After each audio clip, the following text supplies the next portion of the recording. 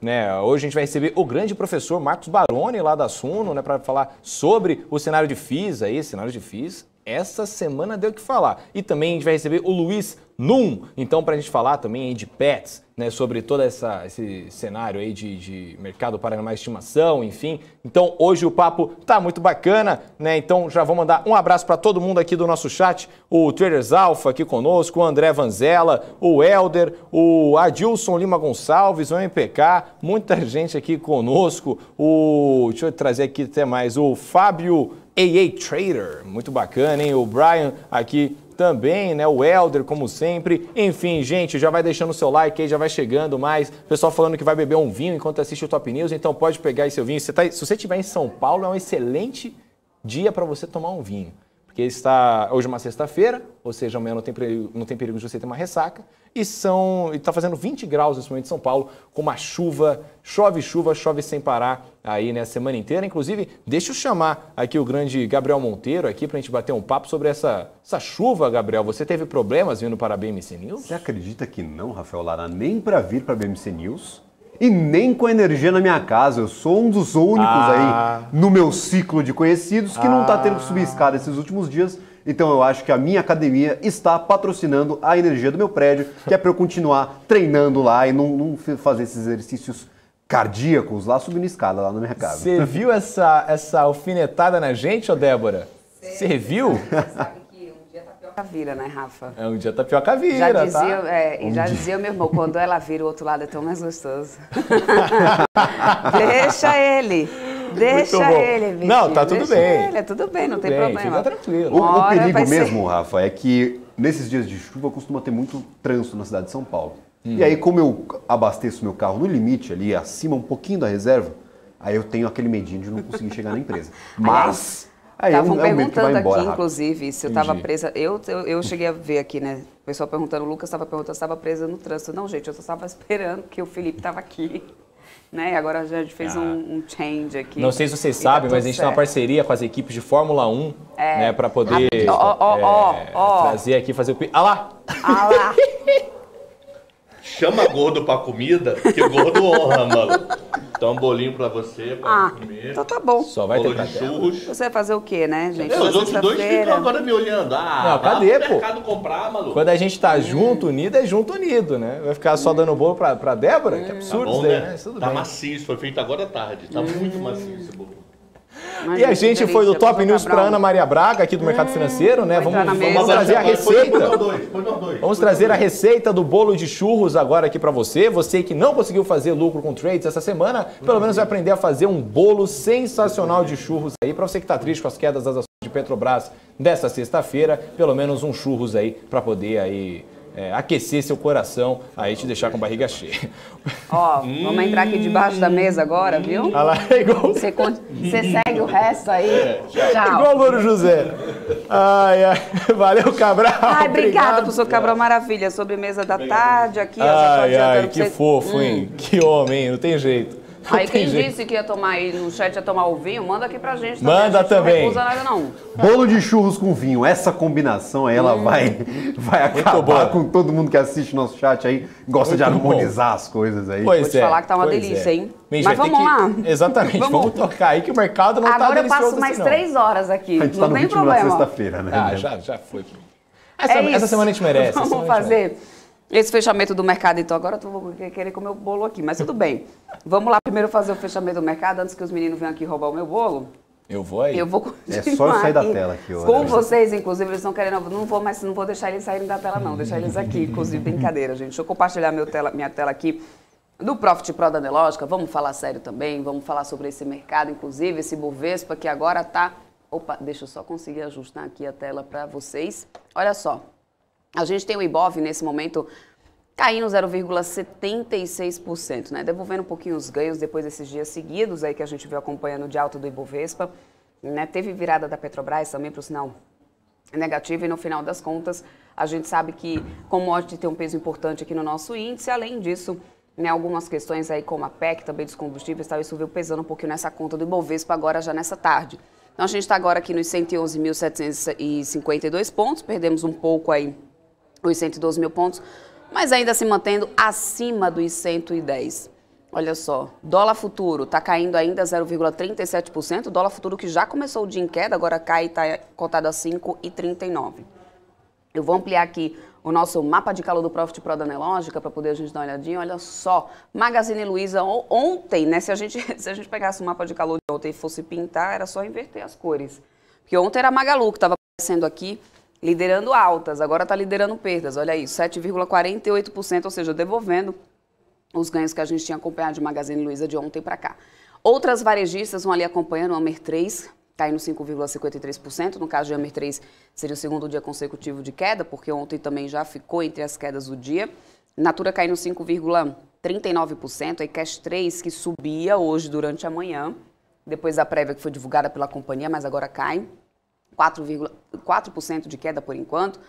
A Alpa 4 também está caindo e outros papéis aqui do setor de varejo. Mesmo com a queda do dólar, a gente está vendo Azul, Gol, turismo e aéreos ali também nas quedas ainda assim. Aqui, ó, CVC caindo 1,81%, apesar da gente, né, como eu falei mais cedo para vocês, ter a queda aqui do dólar. Do lado positivo, a gente tem a Braskem subindo 9,12%, né, depois de toda essa notícia em relação a Petrobras, com a Petrobras, inclusive, sobe agora aqui o papel 9,12%, Cielo está subindo 7,44%. Intermédica Apivida, que ontem tinham ficado também entre as maiores perdas do dia, agora estão subindo. Junto com a Apivida Intermédica, também tem Redidoc, subindo 1,23% nesse momento. Agora as commodities, olha só, Vale virou para 1,56. A gente teve uma boa disparada da cotação do minério de ferro, hoje lá na China, inclusive. Mas, no final das contas, a gente não conseguiu acompanhar até agora à tarde essa cotação de lá não, no setor de minério aqui. Vale acabou virando aqui, então, para o negativo, só continua aqui em alta no setor CSN Mineração, Ferbasa e Bradespar. CSN Mineração tá aqui, ele agora tá entrando para poder levar. Ó, como ele é legal, gente, que bonitinho. Que bonitinho. Tá dando lá comidinha para as crianças. Ah lá, só a entrega. Ah, muito obrigado, hein? Eu vou chorar aqui, hein? É o momento mais empolgante da minha semana, esse bolo de Eu acho que é o gesto mais bonito que eu já presenciei. O gesto mais bonito de você poder amar alguém não é dizer eu te amo, é dar comida para essa pessoa. Pelo menos eu Cabral confio entende bem nisso. isso, Não dê amor, dê inclusive, comida, né? por favor. Não dê amor, dê comida. Muito Vamos bom. lá, gente, olha só, Ferbasa e Bradespar e CSN Mineração são os únicos papéis que estão conseguindo aqui no setor siderúrgico de mineração, né, manter no sinal positivo. Aí, no petróleo, olha só, Petri 4 e Petri 3 viraram para o negativo. Isso foi o que deu uma pesadinha ali nesse Bovespa também, né, ajudando a gente a devolver um pouco mais, até ganhos, né, porque a gente tinha conseguido virar um pouco para o sinal positivo. É assim que a gente está indo agora, deixa eu mudar ali para o Ibov, só para ficar mais fácil, para poder a gente ir vendo, né, como que vai caminhando aqui. E lá fora, Estados Unidos. Nos Estados Unidos, a gente tem todas as bolsas operando em alta agora. O Dow Jones está operando 0,25%, o Nasdaq agora sobe 1%, o S&P 500 está subindo 0,73%. Esse é o cenário por lá. Falando de commodities, a gente tinha durante a manhã inteira também alta, né, para o petróleo e continua assim. O Brent, que chegou a bater $90, o barril agora está 88,72, com alta de 0,07%, e o WTI está subindo 0,02, está próximo à estabilidade, barril cotado a $86,64. E é isso, esse aqui é o cenário agora, a gente vai acompanhando aqui até o finalzinho, né, do dia para poder ver do que vai dar aí esse Bovespa no final das contas, né? Se vai se manter assim nessa queda, se de última hora vai recuperar alguma coisa. Enquanto isso, deixa eu dar um oi aqui pro pessoal que está no chat, inclusive, deve estar todo mundo querendo comer bolo junto com a gente. Que pena que ainda não dá para poder a gente passar para vocês aqui, inclusive, o sabor das coisas e o cheiro, tá? Mas eu posso garantir que tá realmente uma delícia esse bolo. Só faltou um cafezinho que daqui a pouco eu vou fazer alguém ir atrás pra gente aqui. Mas vamos lá começar o nosso giro de notícia? Vamos lá falar sobre a Anatel, gente. A Anatel suspendeu o julgamento sobre a venda de ativos da Oi por causa do pedido de vista de um conselheiro. Mais informações com Rafael Lara. Rafa. Perfeito, Débora. O pedido de vista foi do conselheiro Vicente Bandeira de Aquino Neto. Isso fez suspender a análise da Anatel para a venda dos ativos móveis da Oi para o consórcio formado pela Claro, TIM e Telefônica. Já o relator do processo, o conselheiro Emanuel Campelo, votou para dar aval ao procedimento, apesar de ter proposto condicionantes e compromissos que devem ser assumidos para o avanço da operação. Entre eles estão a apresentação de um plano de comunicação aos consumidores que deve ter informações sobre o direito do cliente de escolher o seu plano e opção de fidelização, por exemplo. Agora há pouco, inclusive, a Anatel marcou uma reunião extraordinária para segunda-feira com esse caso da Oi, Débora. É isso aí, inclusive, olha só, eu estou acompanhando aqui desde manhã. A Oi BR3 está agora a R$ 1,03, hoje durante o dia, né? Quando assim que saiu essa suspensão, inclusive, o papel chegou aí para leilão, ficou em queda, agora está subindo 0,99% a R$ 1,02. Vamos esperar então segunda-feira para ver o que vai dar aí realmente nessa reunião da Anatel. Gente, mudando de assunto, a Irani anunciou que vai parar 2 máquinas de papel entre os dias 7 e 17 de fevereiro. Por que dessa paralisação, hein, Gabriel? É para uma manutenção programada da caldeira HPB e do turbogerador, que são responsáveis aí pela geração de vapor e de aproximadamente 27,1% da energia consumida pela companhia, Débora. A suspensão das atividades da máquina de papel 1 vai de 7 a 12 de fevereiro e da máquina de papel 5 será de 7 a 17 de fevereiro. Segundo a empresa, a previsão de redução aí da produção em função dessas paradas é de 4 toneladas e 29 de papel para embalagens rígidas e 671 toneladas de papel para embalagens flexíveis, Débora. Maravilha, é isso aí.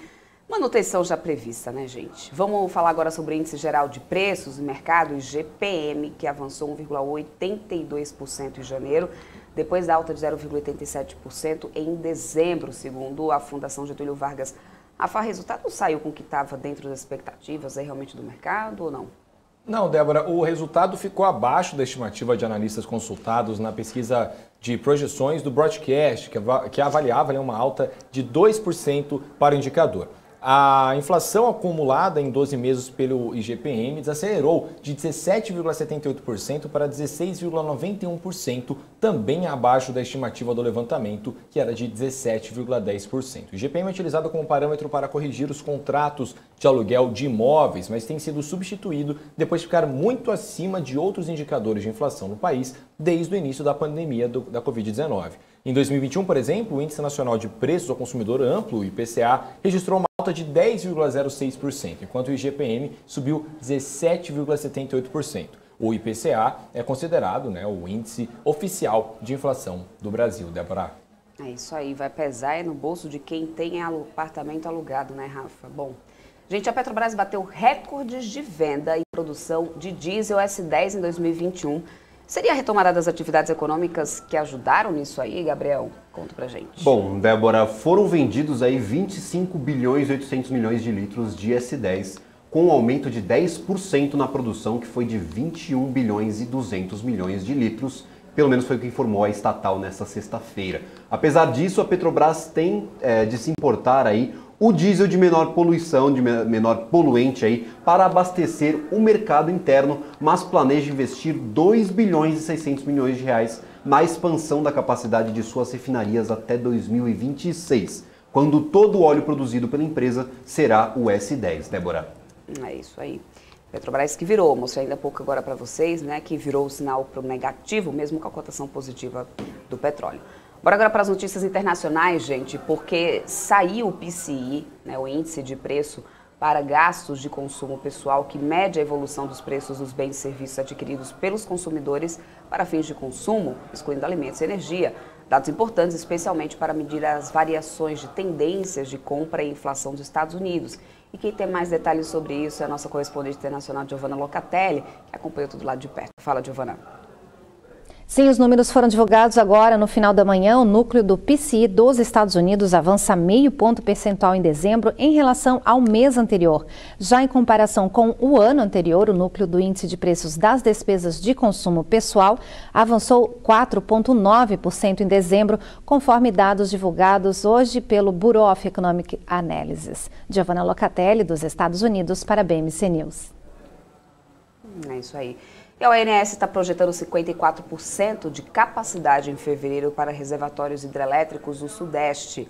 Mais informações com Rafael Lara. Perfeito, Débora. De acordo com o boletim do Operador Nacional do Sistema Elétrico, né, ONS, divulgado hoje, os reservatórios de hidrelétricas do Sudeste e Centro-Oeste, principal subsistema do país, devem atingir 54% de sua capacidade em fevereiro. A projeção para o fim de janeiro é de 40,6%. E a tendência de recuperação dos lagos deve acontecer por conta das chuvas no Sudeste e Centro-Oeste, estimadas em 96% da média histórica em fevereiro, após um bom volume de precipitações registrado já no primeiro mês do ano, né, Débora? A gente, inclusive, aqui viu na pele esse aumento aí da chuva aí, que ainda não atingiu o Gabriel, hein? Eu não vou gorar nada, não, mas é aquilo. Tapioca, qual que é o ditado? Gente, olha, eu vou falar pra você, viu, Rafa, na região que eu moro, inclusive, eu moro ali em Osasco, né, desde que eu vim pra cá, pra São Paulo, eu nunca tinha visto acontecer alagamentos da maneira como aconteceu. Tem praticamente 8 anos que eu moro na região. Quem mora mais tempo do que eu disse que realmente também não via acontecer isso há coisa de mais de 10, 12 anos, né, uma chuva repentina, muito intensa, realmente, aí de última hora.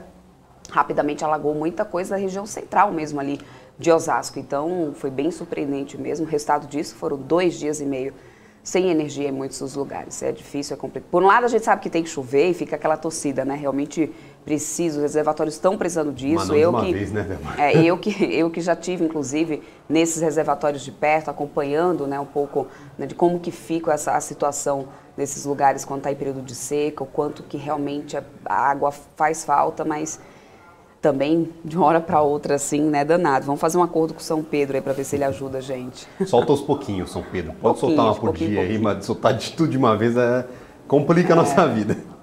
E olha só, mudando um pouquinho de assunto, gente, vamos falar um pouquinho de política, porque o presidente Jair Bolsonaro mandou tirar o Fundo de Estabilização da PEC dos Combustíveis. O Gabriel Monteiro aqui tem mais informações pra gente, Gabriel.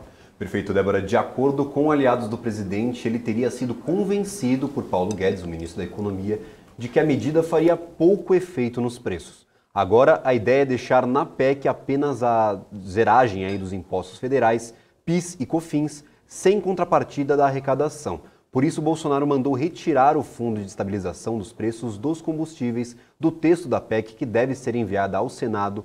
Débora. Cuidado com as carteiras, porque eu disse que era de Osasco. Gente, isso é preconceito, hein? Que isso, hein? Que isso? Ó, não vai ter preconceito com Osasco, com Praia Grande, com meu Ipiranga também, entendeu? Com o Santos, porque, né, eu sempre tô lá também. Com a Moca, meu, a Moca, meu, do que grande isso, Gabriel Monteiro. Lá tem um Canoli, velho, não tá ligado, meu. Canoli na Javari, meu, enfim. É isso, a gente vai continuar por aqui, né, o Rafa? Oi. Só vamos nos despedir do Gabriel, deixar ele cestar, mas a gente vai continuar por aqui, porque tem muito assunto interessante para falar aqui hoje, inclusive sobre essa questão dos fundos imobiliários, que muito pessoal estava questionando aqui. Então a gente vai trazer uma pessoa especializada para falar sobre isso. Daqui a pouquinho o senhor Rui das Neves, inclusive, já fique por aqui, que eu sei que você entende muito bem sobre isso também.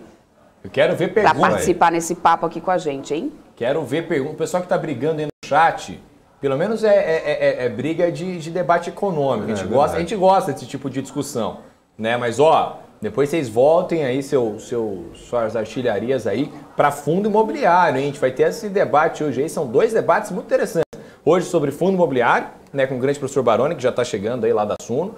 E também com o Luiz Num, lá da Levante, que vai falar sobre esse cenário do mercado de pet shops, sobre animais de estimação aí, né? Eu sei que aqui os 3 apresentadores são apaixonados por seus pets aí, né?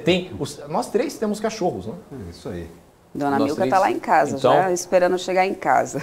Vai ser um papo aí bem bacana. Um beijo aí pra todos. Eu vou lá, colocar algumas perguntas no chat aqui, porque Rafa, essa semana... Tava demorando. Nunca mais eu tinha feito isso, vocês repararam? Verdade. Nunca mais eu tinha trocado, hoje eu troquei, olha aí, é só pra matar saudade. Ah, você falou tchau, Rafael? Falei. Tchau, Rafael, obrigado. Viu? Obrigado, valeu, gente. Olha, meus caros, agora então eu vou lá para a produção agora, eu vou continuar mandando aqui, você continua vendo informações aqui em primeira mão da BBC News. Eu vou lá, mas já volto. Um beijo para ti, Débora.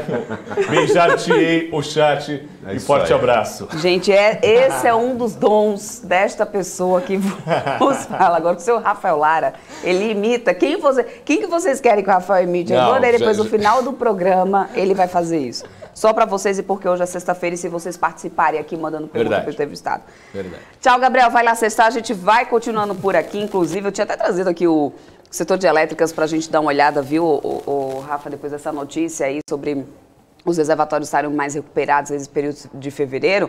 E olha só, a gente tem 3 papéis aqui só do setor no vermelhinho, 3, 4 papéis, a S virando aqui agora para o negativo, mas a outra boa parte aqui ó, em alta, CESP subindo, Light também mais de 1%, quase 2% de alta, a Copel subindo 1,14%, Neoenergia 1%, LED 3 e LED 6 também subindo quase 1%. Aliás, mais de 1%. A companhia Engie 3 está subindo 1,51%, TAI 11, 0,34%, TAI 4 que é menor alta aqui do setor por enquanto, e Enev 3 que está caindo 4,02%. O Ibovespa continua, gente, caindo. Vamos ver se reduziu um pouco essas quedas do Ibov. Imagina, ampliou. 0,96% de queda agora para esse Ibovespa, que está aos 111.532 pontos. Aquele ritmo também que a gente acompanha às vezes de sexta-feira, né, Rafa? Movimento ali de fazer algumas posições, final de semana chegando, vem aquele medinho aí do que vem pela frente. Normalmente a gente às vezes vê esse movimento de realização de sexta. E contando que a gente teve aqui, né, ó, 3 dias seguidos de alta, bem significativa aqui para esse Ibovespa. Mas também não precisa exagerar, não precisa passar daqui, viu, seu Ibov? Tudo bem. Pois é, o Débora. Pessoal aqui, ó, falando que quer a dança conga la conga, isso aí foi uma promessa que fizemos. Mas né, não teve meta atingida, então não tem. Mas a meta não foi atingida e a gente aqui, como qualquer lugar no mercado financeiro, você tem metas. Né? Exatamente. Então tem que ser atingidas. Então, infelizmente, não deu. Eu tentei negociar, mas a direção foi muito clara. Né? O pessoal é papum. Ó, muita gente, o pessoal pedindo para imitar o Aguinaldo Timóteo, eu nem sei imitar o Aguinaldo Timóteo. Bom, vamos chamar. Vamos aqui, sim, Rafa, vamos para a nossa entrevista. Esse pessoal do chat às vezes se empolga, né? O pessoal se empolga. Mas muito bem, gente. Eu gosto demais de vocês, essa interação que vocês têm aqui com a gente. Isso é muitíssimo importante. E eu quero ver essa interação de vocês agora, porque vocês pediram muito para poder a gente falar sobre isso aqui. Então, por isso, a gente está trazendo agora aqui o chefe de pesquisa de FIIs da Suno, que é o Marcos Baroni, e vai comentar a prática, né, de pagamento de dividendos da Max Renda, né, e a recente decisão da CVM em proibir pagamentos dos rendimentos de MXRF11. Então, boa tarde, Marcos. Seja muito bem-vindo aqui à BMC. Boa tarde, obrigado pelo convite. Sempre que há algum tema assim, um pouco mais importante, mais espinhoso, vocês me convidam, eu acho assim, fico muito honrado de participar, tá bom? Então vamos lá, eu acho que assim, o mercado vai crescendo, o mercado vai amadurecendo, né? Já estamos aí com 1,5 milhão de investidores, os produtos vão ficando mais sofisticados, então é natural que a gente tenha também alguns percalços pelo caminho, né? Poxa, fundo imobiliário está sofrendo muito aí de 2020, veio a pandemia, 2021 tentativa de tributação e abrimos 2022 com todo esse ruído. Mas eu estou aqui para tentar esclarecer o máximo que eu posso e até onde eu posso, uma vez que eu acho que essa decisão, ela reverberou na indústria de uma maneira assim, muito agressiva, né? Assim, a decisão do MXRF ela transbordou para o mercado como um todo e faz sentido transbordar na minha visão, mas a ideia é que a gente colocar a bola no chão, não criar nenhum alarmismo, mas mostrar aonde que a gente pode ter algum ajuste, algum eventual ajuste para se fazer. Então, estou à disposição de vocês no que precisarem, tá?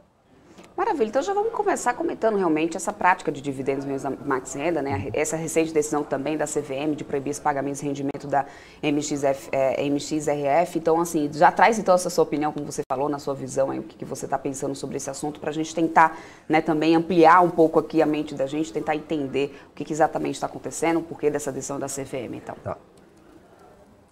Bom, quero fazer uma correção, tá? Eu acho que do jeito que a CVM falou é o seguinte, olha, dentro do retrato do fundo, vocês não poderiam estar distribuindo dividendos, os rendimentos, vocês deveriam estar distribuindo em formato de amortização, porque vocês têm aqui uma diferença, eu não vou entrar no detalhe, mas em grandes números, uma diferença de cerca de 40 centavos por cota. O número é alto, 90 milhões de reais, porém, nesse número, nós temos aqui um fundo de mais de 2 bi. Então, assim, é só para deixar claro que, em termos proporcionais, desse número, dessa quantia que nós estamos falando. E a CVM disse, olha, se vocês quiserem continuar distribuindo, tem que ser no formato de amortização. Claro, teve muito vai e vem de documentação e às vezes, as pessoas que não são da indústria, elas se incomodam um pouco com isso, mas para quem participa diretamente do mercado, é comum essa interpelação da CVM junto aos gestores, aos administradores, então teve realmente um bate-bola ali, uma troca entre CVM e BTG, né, no caso como administrador da MXRF, E o entendimento é que, olha, nessas condições, vocês estão carregando esse prejuízo contábil e distribuindo rendimento, dessa forma não pode. Aí eu quero deixar claro uma coisa que está passando um pouco desapercebida pelo mercado. O próprio BTG publicou um fato relevante, salvo engano, no dia 25, onde ele fala, então, da publicação dessa ata, e diz o seguinte, olha, nós viramos o ano no positivo. Então, como nós não temos ainda o dado atualizado, eu não consigo te precisar, mas com base no documento do MXRF, do BTG, fica evidenciado que o que a CVM pediu, o BTG conseguiu reverter junto ao MXRF, só que ainda a gente não está vendo isso. Some tudo isso a apreensão de que segunda-feira serão anunciados os rendimentos. Eu, pelos meus estudos que eu estou fazendo aqui, eu estou mapeando o mercado. Olha, eu estou há 2 dias praticamente sem dormir, ligando, pesquisando, abrindo demonstrações financeiras de fundo a fundo, conversando com participantes do mercado, outros profissionais do mercado, procurando trazer várias perspectivas diferentes. E tudo leva a crer que realmente, na segunda-feira, os fundos vão distribuir seus rendimentos normalmente. Tá? Inclusive o próprio MXRF, que, segundo o próprio gestor do fundo, já falou, olha, nós estamos positivos. Então, é bom deixar bem claro que é uma situação atípica, é uma situação que incomoda, afinal de contas é um fundo com 500 mil cotistas, é 1/3 do mercado, então isso reverbera numa proporção maior. E quando a ata foi publicada e os votos das pessoas lá da CVM vieram a público, o voto dissidente, né, do Rangel, ele foi um voto assim muito, vou usar uma palavra aqui mais ampla, um pouco escatológica, né? Ou seja, ele trouxe algumas evidências de que se essa decisão for levada para outros fundos, você vai gerar algumas questões em cadeia, né? Que envolve, de acordo com os nossos estudos aqui, basicamente os FOFs, alguns fundos de CRI e os fundos de tijolos pequenininhos, aqueles que foram lançados há um tempo atrás, que tiveram uma remarcação negativa. Então, na minha visão, eu não sei se eu estou avançando demais na resposta, mas na minha visão, eu acho que a CVM, em algum momento nas próximas semanas, ela vai reescrever um ofício, ou vai fazer alguma coisa que granule melhor a interpretação com base nos outros fundos. Poxa, Baroni, mas já tem outros entendimentos, já tem outros ofícios, já tem outras instruções. Sim, mas como essa do MXRF, ela meio que misturou uma série de coisas, tanto de marcação a mercado, quanto de perda contábil efetivamente, eu acho que trouxe para a indústria algumas dúvidas de como é que isso vai ser tratado quando você tem uma perda, quando você tem uma marcação contábil negativa, uma marcação a mercado negativa, mas que aquilo ali não caracterizaria perda. Então, é um assunto complexo, o investidor pequeno está com dificuldade de entender, nós que somos formadores de opinião, estamos aqui com o mercado o tempo todo, também eu converso com muitas pessoas, as pessoas mudando um pouco de visão em 24 horas, as pessoas tendo interpretações diferentes em 24 horas, então esse ruído, na minha visão, ele precede um novo comunicado da CVM, uma releitura de tudo que foi feito, novos apontamentos, com casos mais pragmáticos, né, com situações mais pragmáticas de outras realidades, para que a gente consiga interpretar melhor. Então, é um momento de tensão, mas, na minha opinião, de tudo que eu mapeei, falando muito francamente com quem nos ouve, a essência do fundo imobiliário tende a ser preservada. A grande maioria dos fundos tem lucros acumulados, a grande maioria dos fundos, principalmente esses mais antigos, tem muita margem para continuar distribuindo mensalmente. Então é bom a gente colocar um pouco a bola no chão. É uma situação grave, inédita, um pouco atípica do que a gente está acostumado, mas longe de querer falar que a gente não conseguiria passar por isso, né? A gente vai ter que fazer alguns ajustes em alguns fundos, mas são ajustes que conseguem fazer com que a indústria continue rodando dentro de uma outra formatação. Os sistemas de administração e contabilidade dos fundos, talvez vão ter que passar por uma nova calibragem. Isso é quase que líquido e certo. Então, vamos aguardar sem pânico, mas com atenção, sabe? Sempre alerta. Perfeito. Agora, o professor, eu queria entender um pouco, né? Tem vários pontos para a gente conseguir desmistificar, para tentar, né, esmiuçar aí e entender sobre toda essa questão, essa briga. O MXRF 11 é um dos maiores fundos do mercado, né? Um dos maiores fundos imobiliários do mercado. Então, eu queria entender, na sua visão, como é que essa decisão da CVM pode impactar o mercado de FIIs, né? Porque a gente está falando de um grande player, não é de um fundo minúsculo. Posso ser bem pragmático aqui? Claro. Vamos lá, daqui a pouco eu volto no MXRF. Imagine um fundo de tijolo que veio ao mercado há 7, 8 anos atrás, num momento de explosão, de boom imobiliário. Esse fundo de tijolo, ele teve, ao longo desse tempo, problemas de vacância, remarcações negativas de valores patrimoniais, né? Ou seja, ele teve esse prejuízo contábil. O prédio está lá, mas ele teve esse prejuízo contábil. Aí eu te pergunto, esse fundo, ele vai continuar distribuindo dividendos, porque ele tem um prejuízo contábil? Ou ele vai virar a chave para amortização? Então, tudo que o cotista for receber vai ser amortização. São duas palavrinhas, no final o dinheiro vai chegar no bolso do cotista, mas são duas palavrinhas que mudam um pouco a sistemática de distribuição, por isso que está gerando toda essa confusão no mercado, tá? Porque quando você fala de amortização, você gera um efeito fiscal, ou seja, o meu preço médio vai mudar, uma série de consequências vão acontecer. Voltando ao MXRF.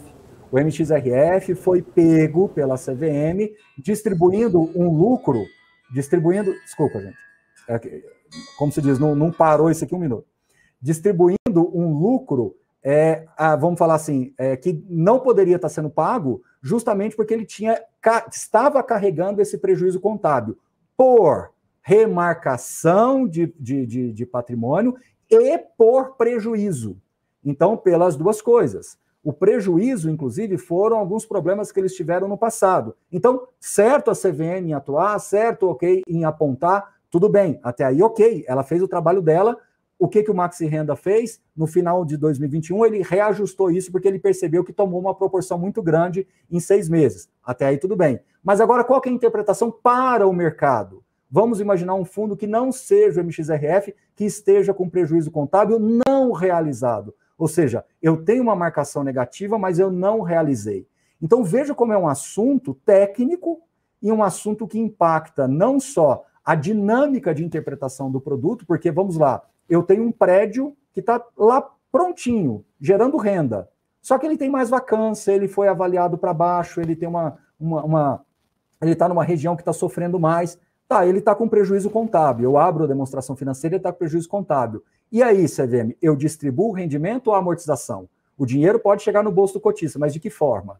A CVM poderia ter sido até mais rígida, de falar, olha, não pode pagar a distribuição. Ela falou, não, pode pagar, mas tem que ser por amortização. Ok, CVM, tudo bem? Mas e aí, como é que fica a questão fiscal de tudo isso? Qual que é o desdobramento fiscal de tudo isso? Então, veja como a consequência é justamente nessa linha. E trazendo também para o universo dos FOFs, o mercado de FOFs ele é muito grande, muito pulverizado no Brasil. Todas as gestoras praticamente têm os seus FOFs.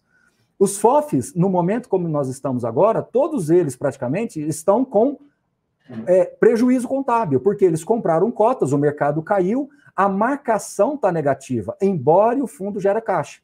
Aí eu pergunto, CVM, nós vamos distribuir isso em formato de amortização? Você vai estar como se estivesse devolvendo o capital para o seu cotista ou vai ser rendimento? Então veja que a questão da CVM, por incrível que pareça, é o famoso mirou no cachorro, acertou no gato. Porque o Maxi Renda foi lá e resolveu a vida dele em 2021. Isso é público, porque o próprio gestor já falou. Então ele, por obviedade, ele tá virado no positivo. Então ele pode continuar distribuindo rendimento e não amortização. Só que ele deixou aqui um monte de outros fundos que não estão na sua mesma situação e que foram pegos de surpresa justamente em função dessa decisão do colegiado da CVM. Então, eu acho que mereceria uma revisita do colegiado para fazer apontamentos mais específicos de alguns outros tipos de fundos, porque cada fundo tem a sua especificidade. Talvez criar uma linha adicional para diferenciar o que é só um ajuste de valor e o que é efetivamente uma perda contábil, que são duas coisas diferentes. Então, veja, eu não sei exatamente a solução, o mercado não sabe exatamente a solução, porque eu estou conversando com todo mundo, mas a gente sabe mais ou menos para que caminho tem que ir. Então, eu acho que agora é hora de diálogo, entender que a nossa indústria ela tem uma representatividade muito grande hoje no mercado e que as coisas têm que continuar, elas não podem parar, justamente porque você tem 1,5 milhão de brasileiros que investem no produto. Maravilha. Professor, eu abri aqui, inclusive, o gráfico do fundo, né, o MXRF11, e olha só, está aqui agora 9,16, realmente ficou, né, de 3 dias, é o 4º dia consecutivo de queda, né? Tem um gap aqui imenso, inclusive, nessa queda do que está caindo hoje, só hoje aqui, quase 4%. E aí tem uma pergunta aqui interessante, olhando até essa queda, eu tenho uma pergunta interessante, claro, considerando toda essa situação, tudo que está aí acontecendo. Tem o Alexandre Ferreira que está perguntando o seguinte: muitos FIIs de papel têm déficit contábil, professor Baroni. Tem mesmo? Muitos FIIs de papel têm déficit contábil, professor Baroni? Se sim, por que continuam pagando rendimento se não há lastro real? Não, vamos lá, são duas coisas diferentes. É porque quando você tem um fundo de papel que distribui por competência, dependendo da marcação, aí volta na palavra marcação, dependendo da marcação, você pode ter lucro ou prejuízo contábil, mas você não teve perda. Esse é o ponto. Então você está com um prejuízo, ou seja, o seu valor patrimonial caiu, tá bom? R$1, R$2, não importa, mas você teve geração de caixa. Mas a CVM está dizendo o seguinte: tá bom, se você tiver com prejuízo contábil, você só pode distribuir isso em formato de amortização e não mais em formato de rendimentos. O cotista vai receber o dinheirinho dele lá. Só que é por qual linha que vai chegar? Se for pela linha de rendimento, é aquele clássico lá, né? Se for pela linha de amortização, ele vai ter toda uma consequência fiscal, ele vai ter que abater do preço médio, né? Quando ele for vender esse fundo, é uma nova configuração de preços. Tudo bem, a gente vai ter que se readequar, ter que ensinar a indústria toda. Mas agora eu pergunto, quando eu falo eu pergunto no ar aqui, né? Faz sentido você ter, por exemplo, uma marcação negativa e você não poder distribuir? Esse é o ponto, porque é a base de toda a questão. No MXRF, estava certo até um determinado ponto, justamente porque eles tiveram perda contábil. Eles fizeram algumas operações, é um fundo bem mais complexo, eles fizeram algumas operações que tiveram efetivamente perdas contábeis. Então, ok. O que eles fizeram? Corrigir a situação. Então, esse gap que você está mostrando aí, esse gráfico que você está mostrando, é consequência justamente de um fundo popular, porque o fato relevante está publicado, ele virou por positivo, ele está com lucro contábil. Então, veja como é a tamanha inconsistência e assimetria de informações que a gente está vendo no mercado hoje. Por isso que é importantíssimo que a CVM publique. Eu tenho pedido, e aqui eu quero usar o canal de vocês, e vou usar o meu também, toda vez que eu vier a público, tenho falado com os gestores, a partir de agora, começarem a falar, porque todos eles já têm as informações de 2021, que é o fechamento de 2021. Começar a falar: olha, o meu fundo tem lucro contábil, a maioria é lucro contábil, pessoal. Eu quero acalmar todo mundo do mercado, a maioria vai continuar funcionando perfeitamente bem. O que acontece é que você traz o ruído que fica de difícil interpretação para o administrador, como ele vai conduzir o modelo de distribuição em determinados fundos, percebe? Mas na grande, esmagadora maioria, eu diria que mais de 2/3 de todos os fundos que eu pesquisei, 1 a 1, todos eles estão com lucro, segue a vida, entendeu? Mas agora, existe também uma discussão que está acontecendo aqui no chat mesmo, o Débora e professor. Sim. Eu não estou vendo o chat, pode perguntar do jeito que vocês quiserem. Não, show de bola. Mas o pessoal aqui falando sobre o gestor do MXRF11, falando que se não é duvidosa a atuação dele por saber de toda a história 7 meses antes, né? Pelo menos é o que o pessoal está falando bastante aqui. Como é que você viu a atuação do gestor do MXRF11? Você acha que pode ser um caso de acabar, né, para acalmar o mercado, mudando o próprio gestor do fundo, mudando o colegiado, ou isso não tem nada a ver? Não, é uma excelente pergunta. Vamos lá, excelente pergunta. Eu sempre preguei e pedi transparência. E eu venho pedindo relatório de riscos para todos os gestores. Então, sim, o MXRF, o Maxi Renda, através da gestão da XP e administração do BTG, poderia já estar colocando alguma coisa nos seus relatórios de riscos, que eu tenho pedido tanto, para que o mercado já pudesse acompanhar isso. Concordo, quem está falando aí no chat está certo. Ponto. Por outro lado, quem participa do mercado na parte de, como é que eu vou dizer, de back-office, né? É aquele que lida lá na administração, no dia a dia, você conversa com a CVM muito. Então, se você ficar colocando todos os comunicados com a CVM também, você pode trazer um ruído. Sabe aquela questão da dosagem? Às vezes é uma coisa natural e você pode trazer esse ruído para o mercado. Mas no caso do MXRF, que já é um fundo que vinha de outros históricos para trás, eu acho que sim, a gestão pecou de não ter já falado um pouco mais abertamente sobre o tema. Embora na cabeça do administrador, que é o BTG, não é a XP no caso, né? Então não é o gestor, é o administrador, ele estava cumprindo. Então veja, veja como é sensível. O gestor é quem dá a inteligência imobiliária do fundo.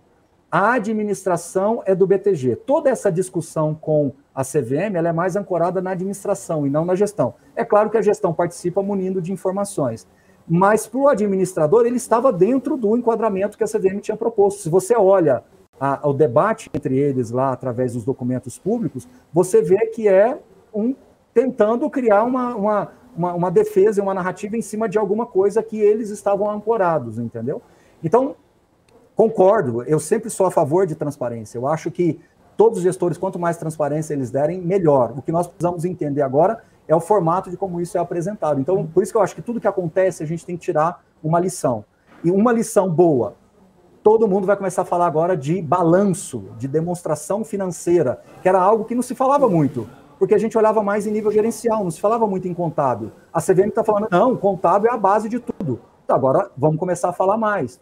Então, essas interpelações entre CVM, administrador e gestor, é algo que sempre foi muito nebuloso. Outras situações passadas também já aconteceram, de você sempre ter ofícios indo para lá e para cá, e você só ganha o conhecimento depois, no final do processo. Quem sabe abre um precedente positivo para a indústria de trazer mais informação.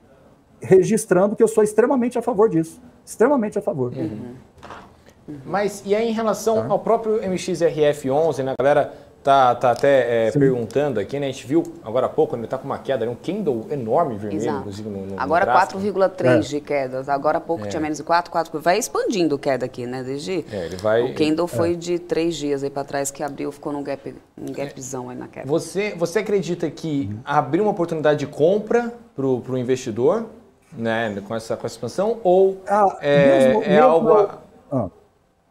ou é algo a ficar um pouco ressapiado por conta justamente dessa questão da gestão ter pecado, né? Fazer uma análise fundamentalista mesmo da gestão, né? Pô, pecar com um ano de antecedência sabendo o negócio é um pouco complicado para quem está investindo a longo prazo, né, professor? Por tradição, eu mesmo sendo analista e poder fazer uma recomendação de compra ou venda, eu nunca faço em vídeos, eu sempre prefiro fazer assim, de uma maneira mais estruturada, com calma, analisando pontos e estruturando melhor. Mas o que eu posso dizer também como analista é que, na minha visão, o fundo ele está positivo dentro dos parâmetros contábeis e me leva a crer que ele vai distribuir rendimentos normalmente na segunda-feira. Isso é até onde eu posso falar. É claro que aqui me leva a crer, com base no fato relevante do que a XP, o BTG publicou lá que já está disponível na Bolsa, salvo engano, desde o dia 25, no fim do dia. Então, é isso que eu posso dizer. Agora, é natural a queda do fundo, porque são 500 mil cotistas. Você vê que eu estou conversando com vocês, é uma conversa muito técnica, é muito difícil para o investidor comum olhar. Então, ele vê a imprensa divulgando, ele vê a reverberação que acontece, impacta muitas pessoas. Esse é o fundo, lembra do fundinho de R$10, né? Eu sempre falava isso. O fundo não é porque R$10 é barato. Todo mundo fazia ele tipo, o dinheiro está na conta, eu vou comprar. Então, essa turminha que comprou porque o dinheiro estava parado lá, eles começam a mexer o mercado, e isso vai ampliando para outros veículos de comunicação também. Então, é esperada esta queda. Mas eu acho que, se ele anunciar dividendos na segunda e o administrador vier com uma postura mais clara sobre o balanço positivo, não estou querendo dizer que vai reverter, mas pelo menos vai começar a dar mais transparência e mais luz para os números, né? Sim. Tem uma pergunta aqui do José Vanderlei no nosso chat, perguntando se quais outros FIIs poderiam estar enquadrados nessa mesma situação do MXFR. Quase todos os FOFs, praticamente todos, para ser bem sincero com você. Alguns fundos de CRI, porque aí eu não consigo te dizer com certeza, eu poderia falar todos que a gente estudou aqui, mas é porque eu não tenho certeza absoluta por um motivo. Eu não tenho os dados de fechamento de 2021. Entende? Porque muitas demonstrações financeiras, elas estão com base do fechamento de 2020 e alguns com base no fechamento de junho de 2021. Mas o que eu quero tranquilizar todo mundo, mesmo nos piores cenários, nós estamos falando de 2, 3, 4 meses para corrigir o problema. Gente, presta atenção no que eu estou falando para vocês. É um problema que muda o entendimento contábil, muda a visão um pouco do produto, mas nós não estamos falando de um caos na indústria, nós estamos falando de um grande ajuste. Então, o fundo de fundos, sim, teria mais problemas. Os maiores problemas que eu vi foram problemas assim na faixa de 20 meses, tendo que ficar amortizando ao invés de distribuir dividendos. Outros bem pouco, coisa de 5, 6 meses. Fundo de CRI, na média, coisa de 3, 4 meses resolve a vida. E os fundos menores, esses que vieram ao mercado há 7, 8 anos atrás, monoativo, em mercados mais difíceis, que ficaram vagos, tiveram reavaliações patrimoniais, esses também, só que esses ficariam talvez 5, 6 anos sem distribuir rendimento. Teria que distribuir amortização, entendeu? Sem distribuir rendimento, amortização. Então, esse é o cenário base. Por exemplo, um fundo de fundos muito conhecido do mercado, muito conhecido, eu não vou falar, mas eu tenho certeza que as pessoas vão deduzir. É coisa de 10 a 12 meses distribuindo em formato de amortização. Nas minhas contas, até os dados que eu tenho. Como o mercado melhorou um pouco no fechamento do último trimestre, talvez nós estamos falando de 8 meses, entendeu? Nesse formato de amortização, mesmo sendo um FOF, que na minha visão seria os fundos mais atingidos, sem dúvida nenhuma. A classe mais atingida sem os FOFs, eu não tenho dúvida disso. Tá? Agora, turma que está me ouvindo aí, pessoal que está me ouvindo, esses fundos de tijolos mais antigos, grandes, que comprou, vendeu imóvel, etc., realizou lucro pra caramba, tem um monte de coisa. A chance de ter problema nesses fundos, com base nos meus estudos e com todo mundo que eu conversei, é baixíssima. É baixíssima, tá bom? Para não dizer nula. Eu não vou usar a palavra nula para não dar peso, mas assim, tem fundos, eu não vou falar nomes, mas tem fundos que tem 1 bilhão de lucro acumulado. Ou seja, ele teria que ter um problema muito grave para essa chave virar, tá bom? Agora, o professor, queria te perguntar um pouco sobre a mudança também que ocorre, né, com toda essa questão da previsibilidade do pagamento de dividendos, né? Porque a gente vai ter possivelmente uma mudança aí, né? E a gente sabe que a valorização dos fundos imobiliários, ela se dá muito, né, por conta disso, né? Você tem ali um dividend yield esperado e tal, né? Nada muito além do comum. Você acha que isso pode trazer um impacto tanto nos investidores que estão hoje, quanto na captação de novos investidores para esse nicho de mercado? Como você bem disse, né? Tem 1,5 milhão de investidores nessa área. É um assunto complexo de explicar, né? Fundo de tijolo, fundo de papel, enfim. E agora, então, vai ficar até mais ainda de conseguir convencer uma pessoa a investir nessa área, né? Não é mesmo? Sua pergunta é ótima, mas vamos dar 2 passos para trás. Se nós aumentarmos o nível de transparência contábil, eu vou começar a mostrar para o meu cotista, né, de que eu não tenho prejuízo. Vamos deixar bem claro, se eu pegar um fundo tradicional de shopping center, de logística, de escritórios, eles têm milhões, eu vou repetir, eles têm milhões de reais de lucros acumulados.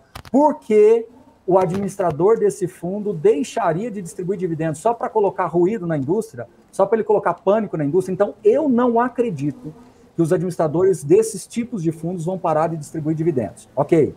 Agora, a sua pergunta, vai diminuir a captação? Claro, vai ficar um produto mais difícil de ser explicado.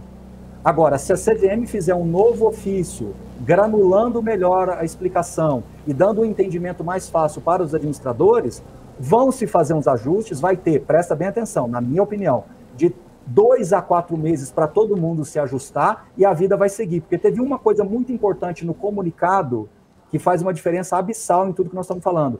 Ela diz claramente que não vai pegar coisas para trás. Ou seja, alguns fundos que tiveram algumas situações para trás, a princípio, é como se fosse uma régua nova.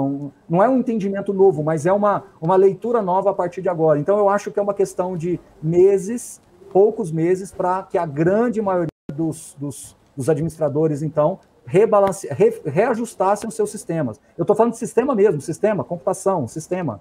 Porque hoje, se a CVM quiser exatamente que faça o que está lá no ofício do MXRF, alguns administradores vão ter algumas dificuldades, seus sistemas não estão preparados para essa questão do ajuste de valor, como eu coloquei no começo da nossa entrevista aqui. Então veja que é uma mudança, ela é relevante, ela é séria, mas longe de falar, acabou a indústria. Pelo amor de Deus, não vão por esse caminho.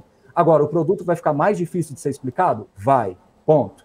Os gestores vão ter que aumentar muito a transparência contábil Vai ter que dar mais luz contábil dos seus fechamentos de balanço? Sim. E quando os cotistas do fundo verem que os seus fundos estão com lucro e com muita sobra de lucro, eu acho que a poeira baixa bastante. Então a gente está no olho do furacão porque nós não temos um novo documento da CVM, o BTG ainda vai recorrer, e isso pode empurrar um pouquinho mais para frente. Então, assim, eu acho que o mais importante é a gente observar os próximos meses e entendendo que os administradores não deveriam, essa é a minha opinião, não deveriam mudar, porque, primeiro, o ofício foi para o MXRF. Alguns administradores poderiam agir preventivamente, mas eles podem colocar mais ruído no problema, entendeu? Então, na minha opinião, devem continuar como sempre foi, aguardando esse desdobramento através do BTG, porque o BTG que foi acionado via MXRF. Então, a gente está na mão justamente do corpo jurídico do BTG daqui para frente, que, claro, está cuidando disso 24 horas lá também, entendeu? Eu não sei se eu não estou vendo o chat, então, pessoal, eu sou muito tranquilo, vocês podem me perguntar o que quiserem, eu sei que eu já estou acostumado nessas horas, os nervos ficam à flor da pele, então, às vezes, o pessoal fica meio... Pode perguntar o que quiser. Tem uma dúvida aqui do J. Eduardo, que eu acho que pode ser pertinente. Ele fala assim, como que o investidor pode se proteger de fundos que seguram o lucro, investem em ativos ou papéis que perdem o objetivo inicial prometido? Você pode repetir a pergunta? Eu não sei se eu entendi. Como o investidor pode se proteger de fundos que seguram o lucro, investem em ativos ou papéis que perdem o objetivo inicial prometido? Peraí, eu só não entendi a parte que ele fala segurar o lucro. O fundo tem, por lei, a obrigatoriedade de distribuir 95% do resultado. Então, eu não entendi. Se ele fizer uma segunda parte da pergunta aí, eu não entendi o que ele quer dizer com segurar lucro, você pode deixar. Sinceramente. Tá bom? Passaremos. Ó, pessoal aqui falando, o R. Basquial falando, o Baroni explica muito bem as coisas, muito bacana. Aqui, muita gente aqui elogiando aqui o papo. É sempre bom de trazer, principalmente nesses assuntos polêmicos, né, de mercado... Não é um mercado novo, mas é um mercado que ganhou holofote muito recentemente, né? Faz pouquíssimo tempo que o mercado de fundos imobiliários... E amadureceu muito rápido, né? Amadureceu muito rápido. Deixa eu ver aqui se a gente tem mais perguntas. Mas se tiver alguém falando coisa negativa, se tiver alguém com coisa negativa, incomodado, eu falo que nessas horas o meu papel é justamente ir na ferida. Pode perguntar se tiver alguma coisa, alguém falando, pô, isso aí tá errado, pode falar que a gente está aberto aqui para tudo, não tem esse problema não. É que eu realmente não estou vendo o chat. Tem uma galera meio brava com o MXRF, o professor. Não com você. Com razão. Sim. Com razão. Eu acho assim, com razão. Eu acho que é desconfortável mesmo. Eu acho que, de novo, transparência sempre é bom, tá bom? O difícil é calibrar. Eu falo que transparência... Poxa, eu estou aqui no dia a dia, na lida, né, como a gente diz. A transparência é sempre um remédio muito amargo, né? Então, vamos lá, esquece MXRF, cotistas aí que estão nos ouvindo no chat. Por 30 segundos, esqueça MXRF. Eu estou afirmando para vocês que comunicação entre administradores e órgãos reguladores é comum. É comum. Ofício vai e vem de um lado para outro, é muito comum, tá bom? Agora, eu concordo com vocês que quando o problema começou a ganhar um vulto maior, poderia ter se falado de alguma forma. Por isso que o Baroni está incansavelmente pedindo para os gestores um relatório paralelo chamado relatório de riscos, onde o gestor, o administrador, aponte problemas. Por exemplo, eu tenho um fundo de shopping, esse shopping está sendo processado lá por trabalhista ou porque teve uma invasão, sei lá onde, no terreno e tal. É bom você ser mais informado sobre isso. Então, eu estou cobrando esse nível de transparência. Mas é aquilo que eu falo, gente, dia de cada vez. Quando o primeiro faz, todo mundo começa a puxar. E aos poucos, a gente começou com um relatório de riscos, hoje já tem pelo menos uns 3 ou 4 que fazem. Esse negócio de colocar o lucro contábil de uma maneira mais explícita, eu te garanto que o primeiro que fizer, todos vão vir atrás. Autorregulação. É a única forma que a gente tem de desenvolver. Por isso que eu não fujo de pergunta, a gente está sempre aqui disponível para explicar para as pessoas. Agora, voltando para o MXRF. Eu sei que vocês estão chateados, eu sei que faz sentido estar chateado, mas leiam um fato relevante do dia 25. O BTG afirma o fundo está positivo no seu lucro. Então, em tese, na segunda-feira, ele está habilitado mesmo com esse problema. Porque vamos voltar na cronologia? A decisão foi no final de 2021. E o fundo teve tempo, né, de se adequar. Porque, vamos entrar no lado técnico. O MXRF ele tem alguns investimentos em permutas financeiras, que é como se fosse desenvolvimento imobiliário. eles podem acruar lucros lá e descer esses lucros na hora que eles acham pertinente. Quando eles viram, vamos falar o português simples e direto, quando eles viram que a vaca estava indo para o brejo, eles desceram esse lucro e fecharam 2021 positivo, para abrir 2022 habilitado para distribuir dividendos. Ficou claro isso? Isso tem que ficar claro para todo mundo, entendeu? Então, assim, podem ficar chateados, concordo que fiquem chateados, tá? Mas essa é a leitura técnica. Então, como eu falei, o tiro era para pegar no MXRF e acabou resvalando no mercado inteiro, porque ele corrigiu o problema em 2021, mas os outros que não tinham acesso à informação é que ficaram agora com o peito aberto levando o tiro de verdade, entendeu? Então, esse que é o ponto que mais me preocupa. Sendo muito franco, Baroni, você está preocupado com o MXRF hoje? Não. Você está preocupado com o FOF? Tô. Você está preocupado com alguns fundos de CRI? Tô. Você está preocupado com alguns fundos pequenos? Tô. Sua preocupação é muito grande? Como eu falei, 3, 4 meses para CRI, uns 8, 10 meses para fundo de fundos, e para os pequenos são anos. São anos, entendeu? Só se tiver uma reviravolta em alguns mercados lá. Essa é a minha preocupação, ponto final. É o que eu tenho de preocupação hoje, falando francamente com todo mundo. Perfeito. Ó, tem um monte de pergunta aqui, uma galera aqui mandando, inclusive a mesma pergunta, né? O Vinícius Portelo e o Adilson Lima Gonçalves mandaram a mesma pergunta aqui. Professor, desde 2014, o MXRF11 vem fazendo dessa forma a distribuição. Por que somente agora a CVM comunicou o mercado? Então, esse é um ponto. Esse é o danado do ponto, entendeu? Porque de 2014 para cá, o MXRF cresceu muito, fez junção com outro fundo, que era o XP Gaia. Vamos falar dos problemas de fato de MXRF? É na faixa de 50 e poucos milhões de reais. Calote de verdade do MXRF é cerca de 50 milhões de reais. Esse foi o problema. Se a CVM, junto do MXRF, já tivesse resolvido isso lá atrás, 2017, 2018, quando realmente isso ganhou mais evidência, mais relevância no processo, a gente não estaria aqui discutindo isso até agora. Mas, infelizmente, foi carregando. É o que eu falo para vocês. Eu não sei te dar essa resposta. É porque eu tenho uma leitura mais pragmática das coisas, mas em órgãos reguladores, você está entendendo onde eu quero chegar? Que essa troca de ofício, esse vai e vem de questionamento, é uma coisa que vai acontecendo dentro do mercado e muitas vezes se resolve e fica. O MXRF, ele esticou a corda até onde ele pôde. O administrador esticou a corda até onde ele pôde. E ele, se você olha a defesa, ele fala, eu estou certo. Ele tinha convicção de que ele estava certo. Então ele esticou a corda. E se vocês olharem, agora eu quero fazer um parênteses.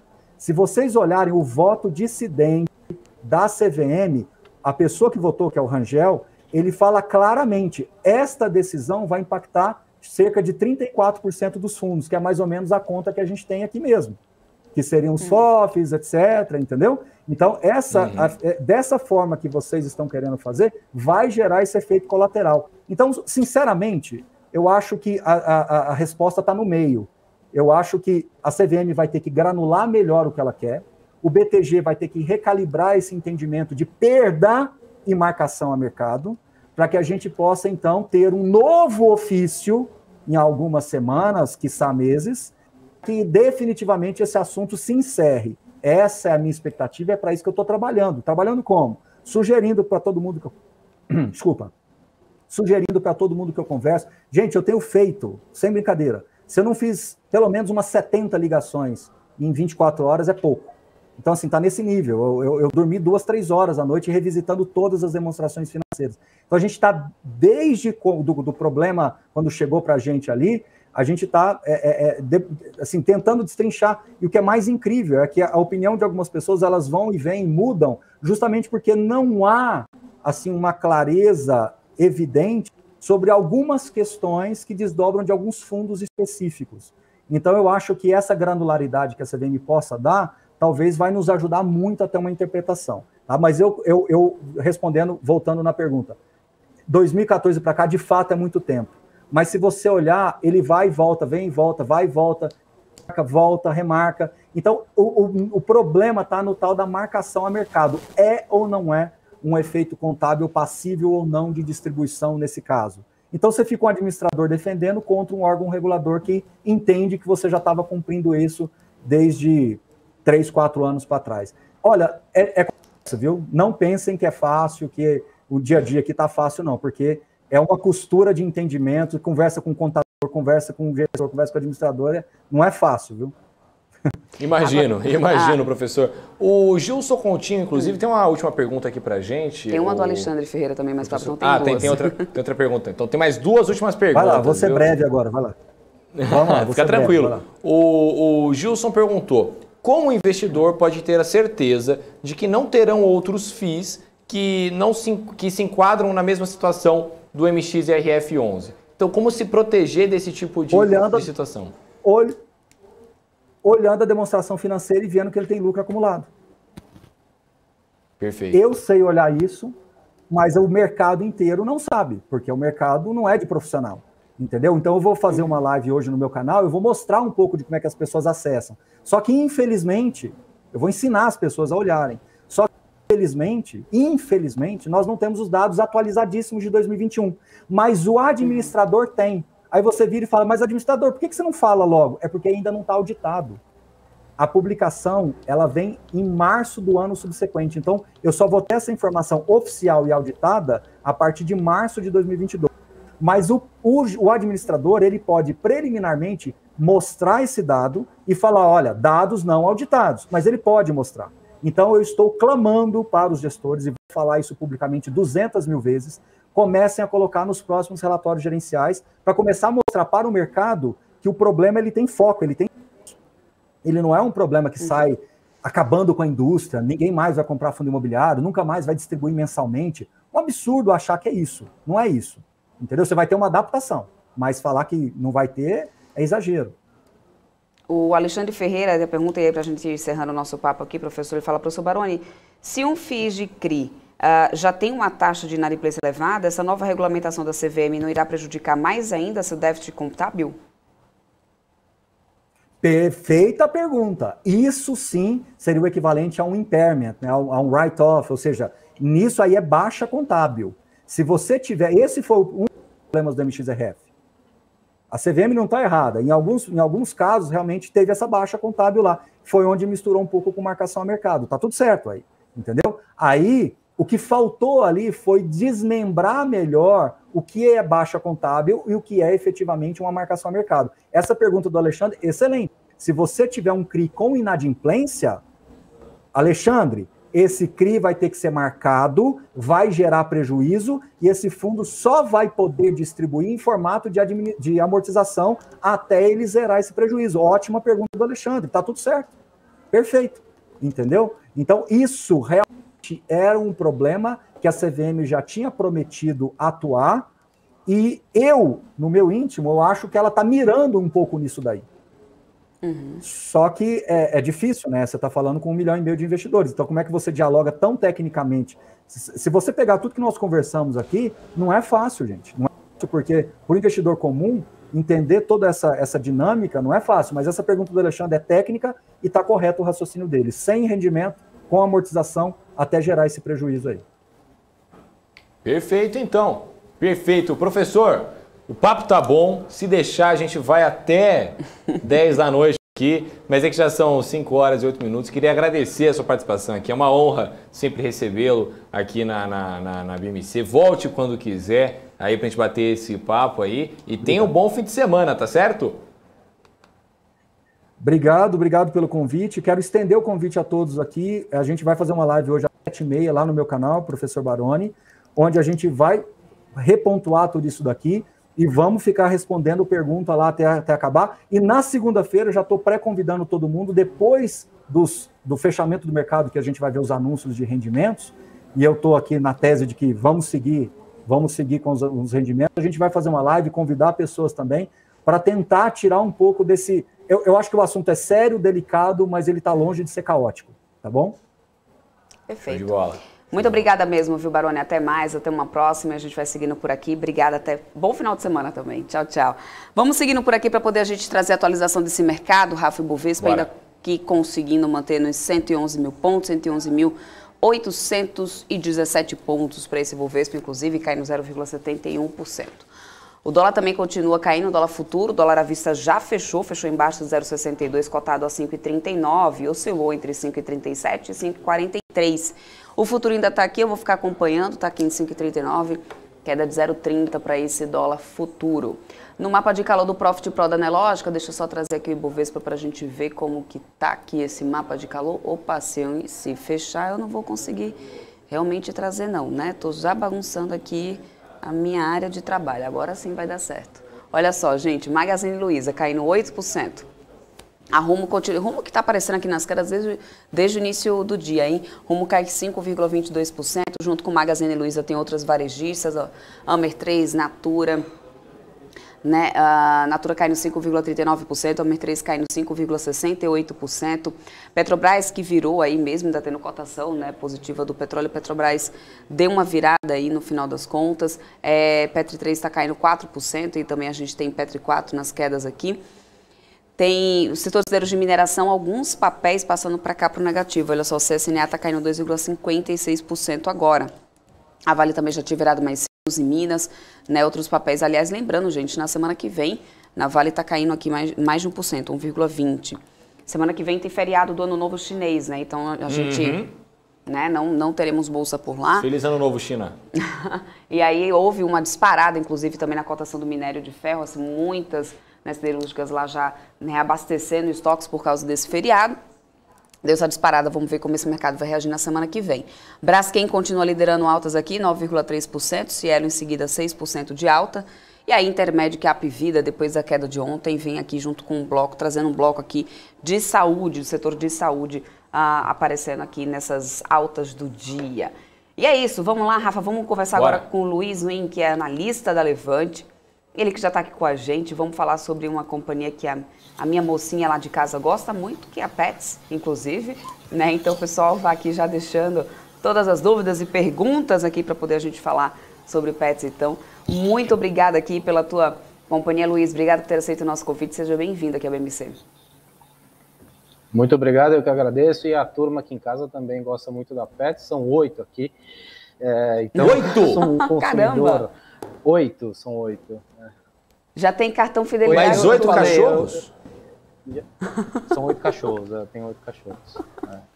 Ai, que bonitinho. E já passaram mais 2 esse ano. É que a gente adota cachorro em estágio terminal. Então eu tenho 3 aqui que estão para... eles têm pouco tempo de vida, né? Não vão viver mais, sei lá, 5, 10 anos. Eles vão viver mais um ano e meio.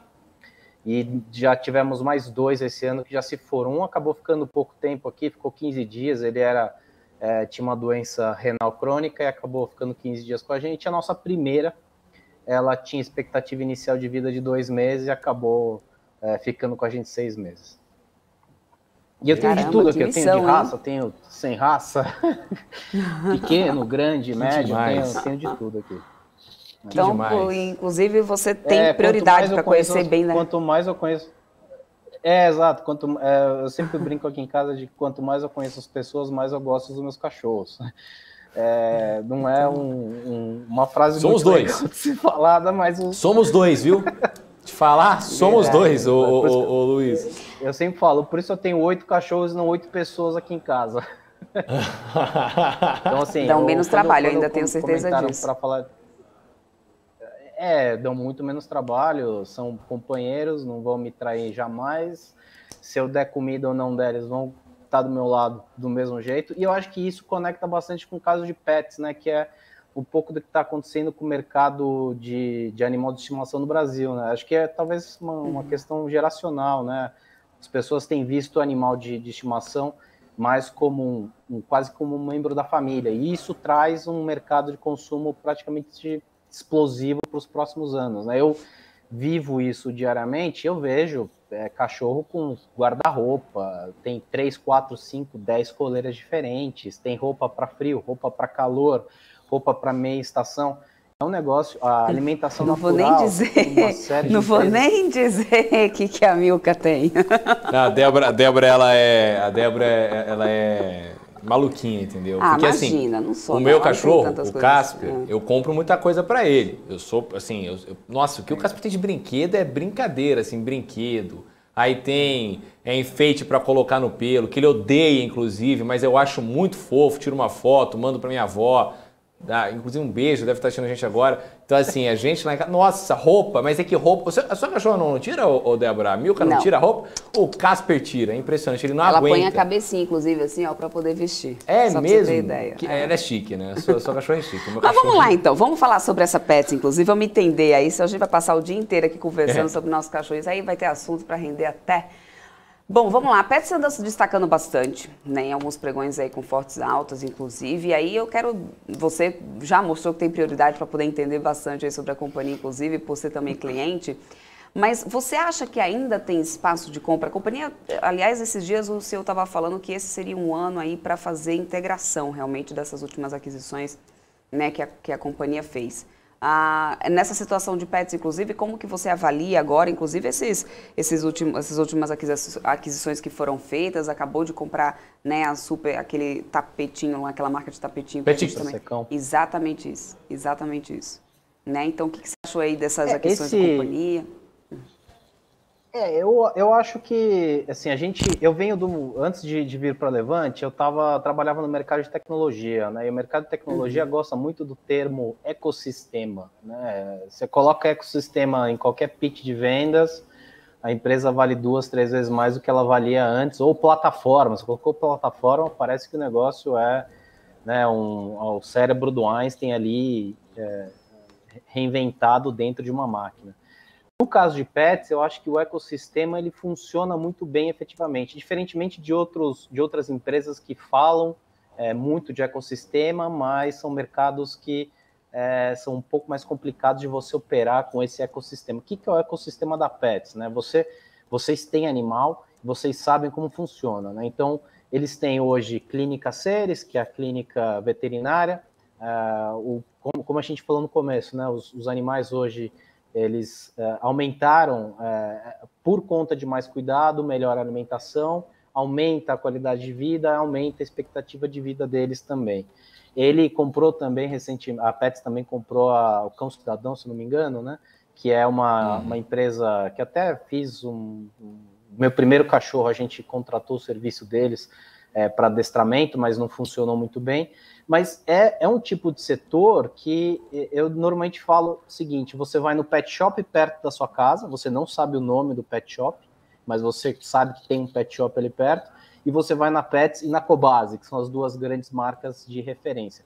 É um mercado super fragmentado, né? E eu acho que ele tem muito para consolidar nos próximos anos. Eu não acho que Pets...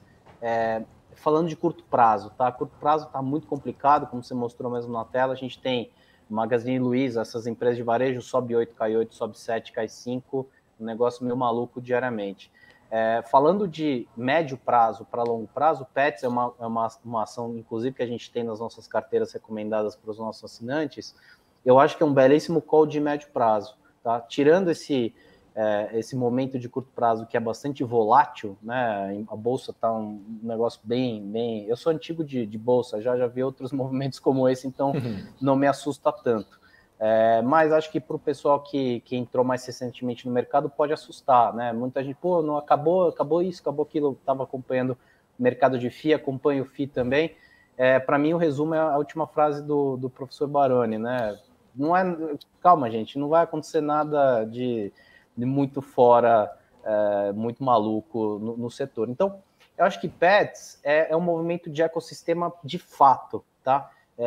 Quando você fala de um animal de estimação, a gente está falando aí de cachorros e gatos na casa de 120 milhões de animais no Brasil, a gente está falando de uma oferta conjunta de serviços. Opa! Oi, a gente está com você aqui. A gente está te ouvindo, fica tranquilo. Desculpa, que a tela voltou só para Fica tranquilo. Está te ouvindo, faz para poder o pessoal te ver melhor em casa, inclusive. Não, eu tô aqui no quarto recluso porque os 8 estão lá embaixo e eu não ia conseguir falar com vocês tranquilamente com eles. Então, acho que a oferta para o mercado pet é uma a oferta conjunta de vários tipos de serviço, daí eles usam o termo ecossistema, eu acho que para o mercado pet ele funciona super bem. Né? Não vejo Pets querendo fazer um super app que vai... Cara, ele quer fazer o negócio dele. É um negócio físico, banho e tosa, mais a loja, mais os outros produtos que ele oferece em loja, que vão além, efetivamente, do mercado pet. Ele tem a Zidog, que é uma super marca referência, né? Quando eu vi os números da Zidog, eu particularmente fiquei impressionado. Eu sempre tenho curiosidade de saber faturamento dessas empresas, né? Quando eu vi o número de faturamento da Zidog, eu falei, gente, é um negócio gigante e é uma marca super referência. Já tive lá no Zidog Temple, que eles inauguraram há pouco tempo aqui em São Paulo, ali na Gabriel Monteiro da Silva, o lugar que é quase que um lugar aspiracional, assim, o menor dos, o que menos aproveita no fundo ali é o cachorro.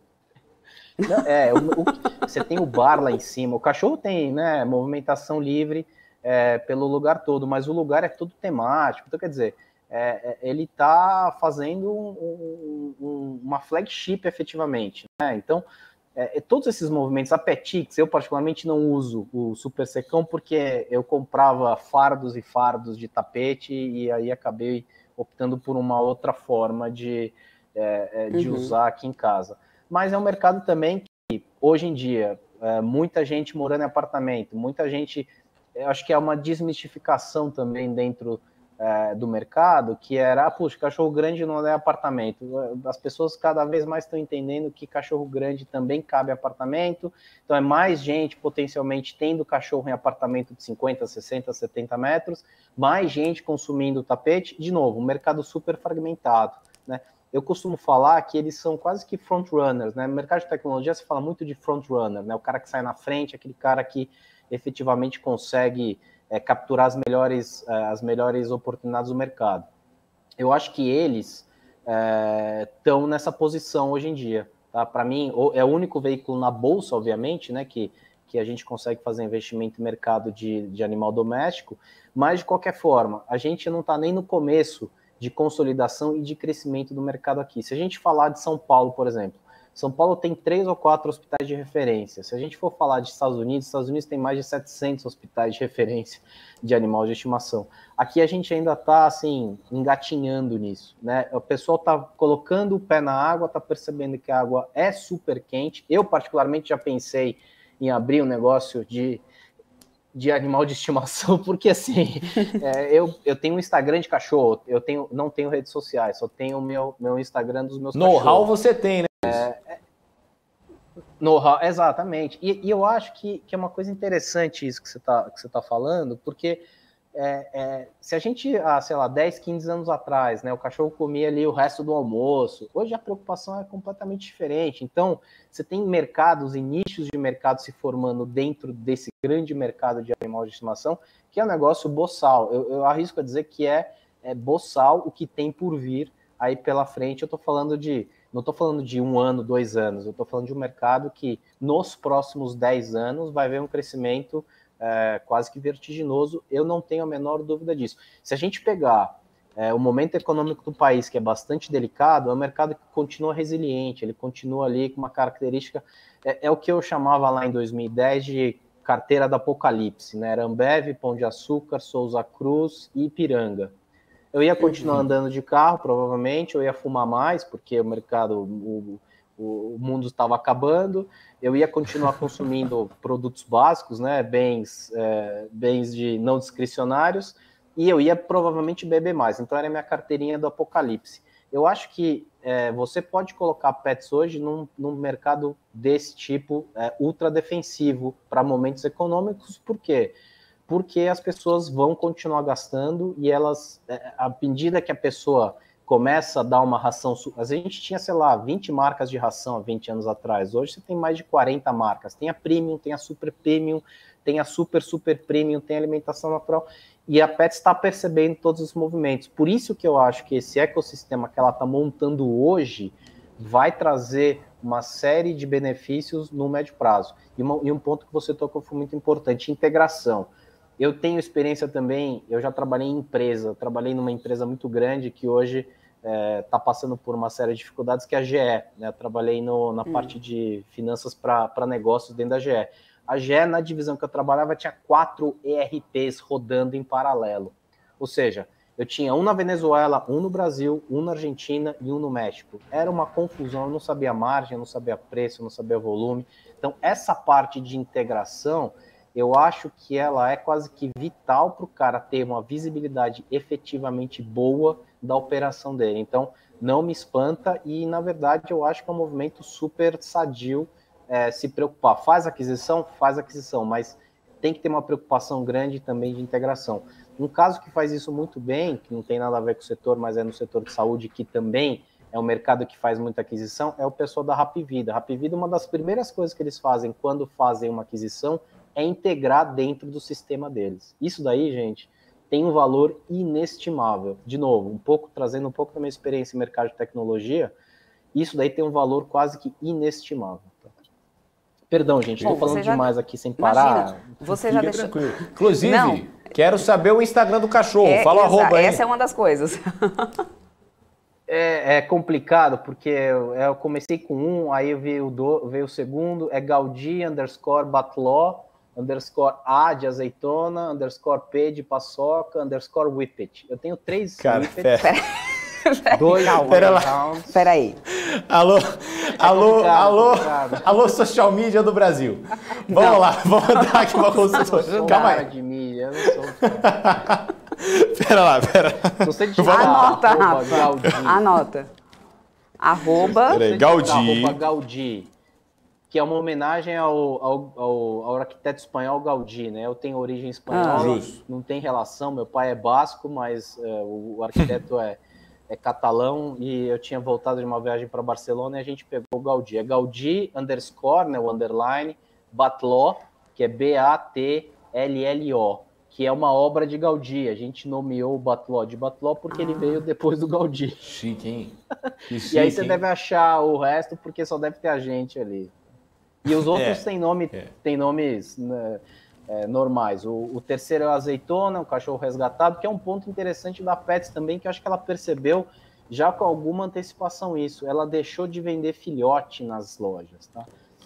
De novo, voltando no assunto da questão geracional. Hoje, o mercado pet ele tem uma correlação bastante grande com pessoas que são mais adeptas a hábitos vegetarianos e veganos. E são pessoas que militam bastante nessa causa. À medida que ela deixa de vender filhote, ela acaba fazendo feliz, entre aspas, todo esse pessoal que é contra a venda de animais, tá? Que é mais a favor de resgate, mais a favor de adoção. Eu tenho 2 cachorros que são comprados e tenho 6 cachorros que são adotados.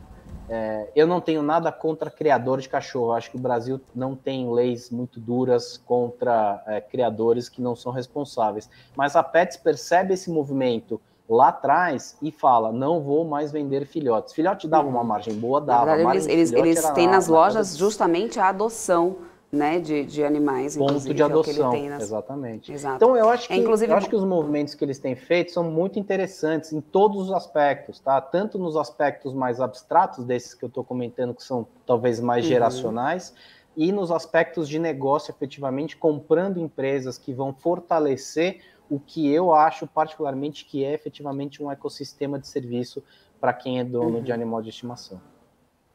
Agora sim, já ficou bem claro realmente que você enxerga e não dá para discutir nessa questão da expansão, né, aqui no mercado, mas aí tem um outro ponto, né? Será que, porque quando a gente fala assim desse mercado pet, né, a gente pensa, né, a marca, principalmente para quem está aqui em São Paulo, agora não só mais aqui, aí eu venho do Nordeste e aí, enfim, fui visitar minha mãe tempo desses atrás e eu vi que Pets também está lá em Natal, também está em todos os lugares agora, né? Então é uma marca que está se fazendo já muito presente, está expandindo bastante, mas ao mesmo tempo não teria então aí um monopólio, né? Isso dificultaria a entrada de novos competidores, ou seja, porque também chega a ser saudável quando você tem aí competidores, né? Então, como que você vê isso assim? Eu acho que tem tão pulverizado, se você pegar a própria Petix, né, que foi a aquisição mais recente, eles têm, sei lá, a penetração de mercado dos tapetes é de 10% e a penetração deles é, sei lá, coisa de 20% do mercado de tapetes higiênicos, ou seja, tem muito. Eu não vejo problema no radar nos próximos anos em termos de competição. Eu moro aqui próximo ao estádio do Morumbi. E aqui como tem muita residência, uma área bastante residencial aqui, tem um pet shop atrás do outro aqui, é um negócio maluco que tem de pet shop. né? De novo, eu não sei o nome de nenhum. É naquela rua ali, eu sei onde fica, mas eu não sei o nome deles. A Pets acabou de abrir uma loja aqui na Giovanni, né? Eu moro perto do estádio, perto da Avenida Giovanni Gronk, que é a segunda loja deles na avenida, uma loja gigantesca, que tem até um pedacinho tem um espaço para recreação dos animais. Eles têm hoje, sei lá, 150 lojas. Gente, eu não vejo nenhum problema em termos de competição, não vejo, no médio prazo, pelo menos, eu dificilmente vou falar para vocês, puxa, não, vai dar problema, pode ser que o mercado se consolide demais. Eu acho que a gente ainda está no começo dessa curva de consolidação. A gente vai ter, obviamente, um momento que isso vai ela está capitalizada, está fazendo essas aquisições, fez algumas aquisições recentemente, mas, de novo, eu acho que tem muito espaço ainda. O mercado, o ponto ele é pouquíssimo, ele é profissionalmente mal explorado. Ele é, até certo ponto, razoavelmente amador. Agora que a gente começa a ver marcas se tornando mais profissionais, você começa a ver algumas iniciativas de forma menos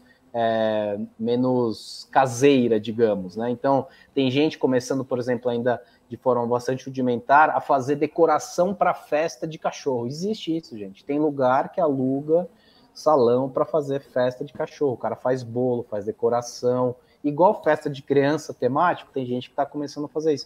Então, eu acho que tem muita coisa para acontecer pela frente ainda. Eu falei para vocês a questão de saúde, né? Eu moro próximo ao Pet Care, que é um dos hospitais referências aqui em São Paulo, no atendimento para animais de estimação. O Pet Care, acho que tem 2 ou 3 unidades em São Paulo inteiro. São Paulo tem, sei lá, deve ter mais de 3, 4 milhões de animais de estimação aqui em São Paulo hoje em dia. Então, tem muita coisa para ser feita ainda. Então, a questão de competição efetivamente não me preocupa. Eu acho que o mato, ele é muito alto ainda. A hora que a gente começar a capinar bem esse mato, ele começar a baixar, aí sim, provavelmente, a gente pode ter algum problema em termos de concorrência. Tá? Excelente, excelente.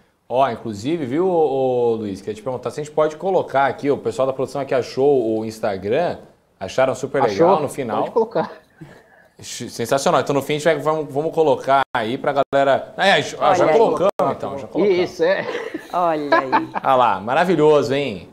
Que bacana, hein? Essa daí é uma grandona tripé. Ela tem 3 patas, é a Cleonice. Ela foi adotada, ela era usada em corrida no sul do país. Essa branca com preto, o de vermelho ali da direita é o Léo, ele tem, sei lá, 18 anos, sofreu um AVC, dizem que ele tem Alzheimer, a gente adotou ele em agosto, ele veio praticamente morto, sem andar, voltou a andar. Que coisa, hein? Que demais. Essa é a Lina, a Whippetzinha. Que bacana. Eu não sei se eu teria coração para tanto, porque eu confesso que o apego aí fala mais alto, assim, né? Você tem que ter um coração para poder saber entender o momento que eles precisam ir. Exato. Os 3 últimos, né, que foram o Léo, que é aquele de vermelho mais velhinho, a Cleo, que é essa de orelha preta morcegona, e a Helena, que veio junto com a Cleo, as 2 vieram do sul do país, elas têm câncer. E é um câncer, a gente optou por não fazer o tratamento justamente para oferecer qualidade de vida para elas. A Cleo, que é essa de orelhinha preta e dessa foto central, ela teve uma pata amputada por conta do câncer. Então, assim, esse pessoal que resgata os galgos no sul, galgo no sul, ele é usado para 2 coisas. Ele é usado para caça de javali. A Helena é essa que está no meio do riacho. Eles são usados para caça de javali, né, porque javali é quase que uma epidemia no sul. É raro no manejo do javali, acabou se tornando uma epidemia. E usam para corrida. A corrida agora foi proibida lá, mas ainda existem corridas ilegais, e à medida que o animal se machuca. Então, eu acompanho o trabalho de uma ONG que faz esse trabalho lá no Sul. Gente, vou falar, não querendo falar de política, mas tem, acho que o 2º ou 3º vereador mais votado aqui em São Paulo na última eleição é um cara que é protetor animal. Né? Você tem um cara muito famoso, que é o delegado Bruno Lima, ele é deputado estadual. A pauta pet, ela também dá lugar na política. É um negócio inacreditável a força que esse mercado tem. Tá? De novo, eu sou um cara super pragmático, tá? De novo, eu vivi épocas de bolsa super complicadas, eu não sou mais nenhum jovenzinho, então eu tenho determinado pragmatismo. Eu não estou falando aqui de, puxa, Pets é maravilhoso, nossa, eu posso falar consistentemente, embasar toda essa conversa que a gente está falando com informação, com dado, efetivamente, que comprove isso. É um negócio, gente, que eu olho isso e falo, gente, é impossível que esse negócio não tenha sucesso no médio prazo, tá? De novo, essa característica defensiva, todo esse movimento geracional, esse movimento, não sei se vocês acompanharam as búfalas de Brotas, né, que deu um super rebuliço aí nas redes também, que abandonaram as búfalas para a morte. Nossa, para o mundo pet, né, esses eventos, de novo, ele está bastante atrelado, tem muita gente atrelada a dietas vegetarianas e veganas, que aí o pessoal é mais defensivo ainda de animais em geral, tanto de boi, vaca, porco, de galinha, né, de animais. Deu até o Pipocó, aquela propaganda do Bradesco, né, recentemente, né, segunda sem carne, o pessoal fazendo churrasco nas agências do Bradesco lá em Mato Grosso. Então, quer dizer, por todos os lados que eu olho, eu não vejo. Obviamente, a gente tem risco de execução, tem uma série de riscos envolvidos. Risco, ele vai estar sempre presente. Mas eu acho que se a gente fizer uma análise SWOT bastante simples do caso de Pets, a gente vai encontrar muito mais fatores que abonem o caso de investimento do que desabonem a tese de investimento. Cara, Luiz, sensacional. Eu não tenho nem... Não, parabéns pelo mesmo, trabalho. Assim. Por tudo. Primeiro pela iniciativa, antes de tudo. Nós que temos pets sabemos o quanto que isso é importante. Eu já estou seguindo o Instagram também, a produção inteira. Eu vou... Tá encantada, inclusive, não tem como mesmo. A Lina, a foto da Lina aqui, gente, o que é isso? Acabou a maturidade, vamos fechar o Ibovespa, eu quero saber. Olha a Lina aqui. E Luiz, inclusive a Marta Matsumura... A Lina é resgatada também. A Marta Matsumura, analista técnica, mandou mensagem aqui no chat também, que amor. Marta que também, ela tem um know-how agora de gato. Se não me engano, a Marta tem 11 gatos, só me engano, que ela vinha aqui no programa, ela me abandonou. Né? Não sei para onde ela foi, adorava ela também, mas a gente pode fazer aqui o Top Pets Brasil, ia ser muito legal. A gente faz aqui, imagina, um estúdio cheio de cachorro, a gente coloca super secão para tudo que é lado, né? Para não ter problema. E aí, nossa, ia ser maravilhoso. Você não acha, Luiz? O pessoal está, aliás, elogiando aqui você. O Felipe Dias está dizendo, olha, cara, que incrível a atitude do Luiz, muito bonito esse trabalho. O pessoal do chat aqui, inclusive, você é um anjo, Luiz, está dizendo aqui o Nelson. A Marta dizendo que amor, a MPK tinha a Nina, né? Ele tá dizendo aqui, ele inclusive já tinha falado para mim sobre a Nina dele. É isso, gente. Ai, que bonitinho. Ai, que demais. Que bonito, hein? Que demais. Bonito, até tinha que ser, né? Não tô na sexta-feira. Eu tento fazer por eles o que eles acham que eu faço. Porque eles me dão muito mais do que eu dou para eles, no fundo, né? Então... eu tento me equiparar em termos de troca, né? Eles me ensinam bastante todos os dias, né? Então, eu sou analista há muito tempo e eu sempre procuro... Eu gosto muito de temas relacionados a behavioral finance, né? E hoje em dia tem bastante literatura muito interessante que fala disso, né? Eu tento sempre separar o sinal do ruído. O cachorro, aí tem uma pessoa que falou de gato. Gato eu acho que sofre de alguns estigmas, né? Eu não gosto de gato, mas você já teve gato para saber? Não, mas ele é traiçoeiro. Mas por que você está dizendo que ele é traiçoeiro se você nunca teve? As pessoas simplesmente pegam a opinião e vão e levam ela para frente sem ter efetivamente conhecimento de causa. Então, o cachorro é um animal que traz muitos sinais. Os sinais deles são muito importantes. Eles são rotineiros e eles têm sinais maravilhosos de integração. Chega um cachorro novo, eu nunca tive problema de briga.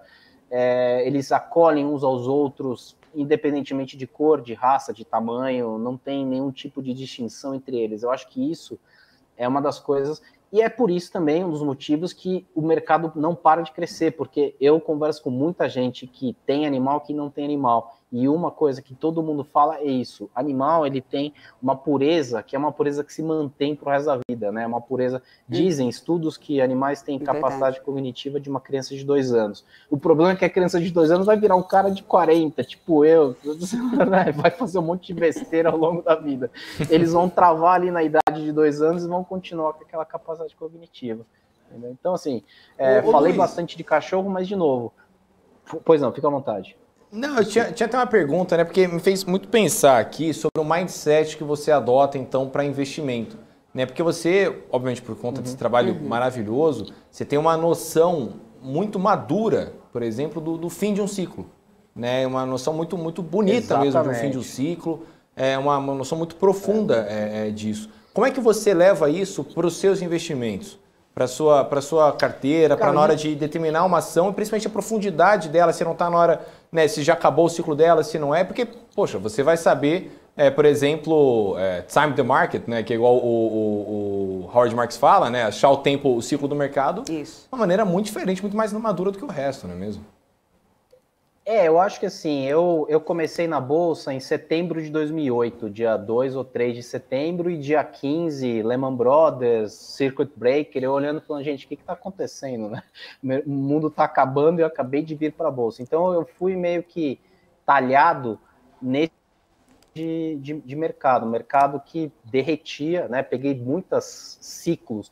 Eu acho que antigamente a Bolsa tinha ciclos mais longos, né? Até falei isso, escrevi recentemente, o preço do minério de ferro, as pessoas não lembram, mas em 2008 o preço do minério de ferro era setado de forma anual, né? As mineradoras se reuniam em abril e elas setavam o preço para o ano inteiro. Veio a crise, tentaram trimestral com gatilho mensal. Eu acho que e hoje é quase que preço à vista, né? Você tem o preço já quase que em bolsa, como outros minerais. Então, eu acho que assim, os ciclos de bolsa, eles têm sido cada vez mais curtos. Você comentou aí do Ano Novo Chinês. O Ano Novo Chinês é um negócio que o mercado às vezes fala, puxa, não tem Ano Novo Chinês. Tem todo ano Ano Novo Chinês. Então, esse movimento de restocagem, ele vai acontecer normalmente em janeiro. Aí eu vejo o pessoal falando, não, mas, nossa, o preço do minério está subindo. A gente deu call lá na Levante no final de dezembro, de Vale, por quê? Justamente acompanhando esse movimento. O que eu gosto muito de novo, eu tenho um livro que eu gosto muito, que é o Sinal Ruído do Ted Locke, que é do Nate Silver, que é um cara que faz o 538, se eu não me engano, no site dele, que ele fazia estatística para o mercado de beisebol. Beisebol é um mercado que tem estatística pra caramba, né? E ele fala muito disso. O mercado, ele é feito todo dia, e ele tem um projeto que chama Good Judgment Project, né? Que é um projeto que pessoas comuns fazem previsões e eles comparam previsões contra analistas do governo americano que tem, sei lá, 50 bilhões de dólares de orçamento, e um senhor do Nebraska aposentado faz previsões melhores do que o cara. Por quê? Porque o cara acompanha o mercado dia a dia, lê jornal dia a dia, lê super importante, e ele começa a entender o que cada notícia faz de movimento no preço dos ativos. Aí que eu acho que é o começo para a gente conseguir entender quando que um ciclo começa e quando que um ciclo termina. Vou dar um exemplo na física. Em dezembro de 2020, se eu não me engano, antes de da gente ter essa... eu botei uma grana num fundo atrelado à inflação. E, um fundo bom, performou super bem, que o cara ia tentar combater a inflação. A inflação estilingou, o fundo acabou performando super bem no ano, porque ele procura ativos para bater efetivamente a inflação. Enquanto todo mundo fala, não, a inflação está controlada, está isso, está aquilo. O Brasil não é um país de inflação controlada por muito tempo, né? Se a gente for olhar estruturalmente, o problema é que, uma frase de Van Lessa que eu gosto muito, né? O Brasil esquece a cada 15 anos o que aconteceu nos últimos 15, né? Inflação aqui no Brasil, 2015, 2014, foi na casa de 10, 11%, né? E aí veio para 3, 4, quase que por um movimento orgânico, por falta de demanda efetivamente, e aí ela volta por conta da pandemia e vários outros motivos. Então eu acho que não tem segredo, o segredo é leitura, desculpa o termo, mas sentar a bunda na cadeira e ler e estudar efetivamente, e tentar achar o que é sinal do que é ruído, porque hoje a gente não tem falta de informação, a gente tem excesso de informação. O nosso papel como analista é justamente filtrar desse montante de informação o que vai fazer preço e o que não vai. À medida que você vai identificando onde uma coisa junta com a outra, você começa a ter uma visibilidade melhor desses ciclos que, como eu falei, eu acho que estão cada vez menores, eles estão cada vez mais curtos. Perfeito, Respondi Luiz. Sua pergunta, perfeito, desculpa, hein? acabei falando tanta coisa respondeu. aqui que... Agora, inclusive, eu queria te perguntar um pouco sobre né, a gente falou, enfim, sobre toda essa profundidade do mercado pet, né, sobre toda essa predominância da Pets, por exemplo, aqui no próprio mercado brasileiro e, obviamente, na Bolsa de Valores, porque ela é a única do setor, né, na Bolsa. Só que hoje, por exemplo, ela está caindo 2, alguma coisa por cento ali no mapa de calor. Em alguns momentos de queda do varejo também, Pets tem acompanhado. Também. E o momento do mercado, ultimamente, ele tem sido ali muito... A gente sabe que o mercado de renda variável ele é volátil, mas ele está muito volátil. Ele está assim, tem uma semana que parece que o mundo vai acabar, outra semana que não, a bolsa agora é o tal. O quanto que você acha que o atual momento do mercado pode impactar nas ações da Pets? Eu acho que o mercado acaba olhando o setor de varejo em bloco, né? Então, desculpa a piadinha infame, mas é tipo a rota, né? Ela mata e depois vai perguntar o nome. Então, eu acho que acontece um movimento um movimento setorial, né? Eu acho que a gente talvez tenha chegado no momento, depois desses anos de alta de bolsa, né? Que tem uma série de motivos, a gente pode ficar aqui horas falando dos motivos que fizeram com que a bolsa andasse bastante nos últimos anos. Uma coisa que a gente está com a cabeça na levante desde o ano passado é stock picking, né? A gente está olhando muito, a gente faz uma análise top-down, obviamente, mas depois a gente faz um bottom-up para chegar em alguns casos de investimento que a gente considera que são mais digamos, seguros, né? Se assim a gente pode chamar. Eu acho que Pets acaba sofrendo pelo varejo como um todo, né? Eu acho que, de novo, o mercado acaba batendo em tudo que é varejo, e depois eu acho que um relatório que a gente escreveu essa semana, né? Depois do vendaval, a bonança. Eu acho que aproveitar esses momentos de baixa em Pets, eu acho que para quem é investidor de médio e longo prazo, eu acho que os múltiplos ainda continuam razoavelmente interessantes, né? Tão mais interessantes do que algum tempo atrás. Então eu acho que seria uma boa opção de investimento para hoje, olhando obviamente o médio prazo. A gente tem aí uma agenda bastante cheia para esse ano. Eu acho que a gente provavelmente não vai ter tantas surpresas de inflação, mas o efeito base vai fazer com que a inflação seja menor do que foi ano passado, mas o varejo vai continuar com essa volatilidade, porque eu acho que inclusive já chegou no nível, talvez que, sendo bem honesto com você, gente, eu olhava a Magazine Luiza 350 de PL, eu falava, gente, o que está acontecendo com o mercado? 350 de PL em Magazine Luiza. Eu sempre achei uma coisa um pouquinho cara, né? Um pouco mais cara do que efetivamente eu acho que deveria. Acabou que corrigiu, só que acho que talvez tenha corrigido demais. E nessas horas de baixa, dessas correções de volatilidade, como eu falei no começo, né? 8 para cima, 8 para baixo, 7 para cima, 6 para baixo, eu acho que aparecem boas oportunidades de compra. Pets acaba sofrendo quase que por tabela do varejo como um todo, mas eu acho que dentro do varejo é um case muito mais resiliente do que o varejo discricionário mais tradicional. Show de bola, Luiz. Show de bola. Aqui, tô até lendo aqui. O pessoal do nosso chat aqui adorou o nosso papo. Luiz, por mim a gente ficava falando aqui, inclusive, de cachorro o dia inteiro mesmo. Eu adoro esse assunto. Mas já são 5h48, então eu queria agradecer a sua participação aqui no Top News. Te convido para vir mais vezes aqui, não só no Top News, como em toda a grade de programação da BMC. E quando quiser mostrar também os cachorros, pode mostrar. A gente é super pet friendly, hein? A gente é super pet friendly aqui, viu? Pode ficar tranquilo. Vou levar os 8, como você falou, a gente compra um pacotão de super secão lá na Pets, eu vou na Pets aqui perto, compro super secão, a gente forra o chão de tapete. Forra tudo aqui, tá tudo certo.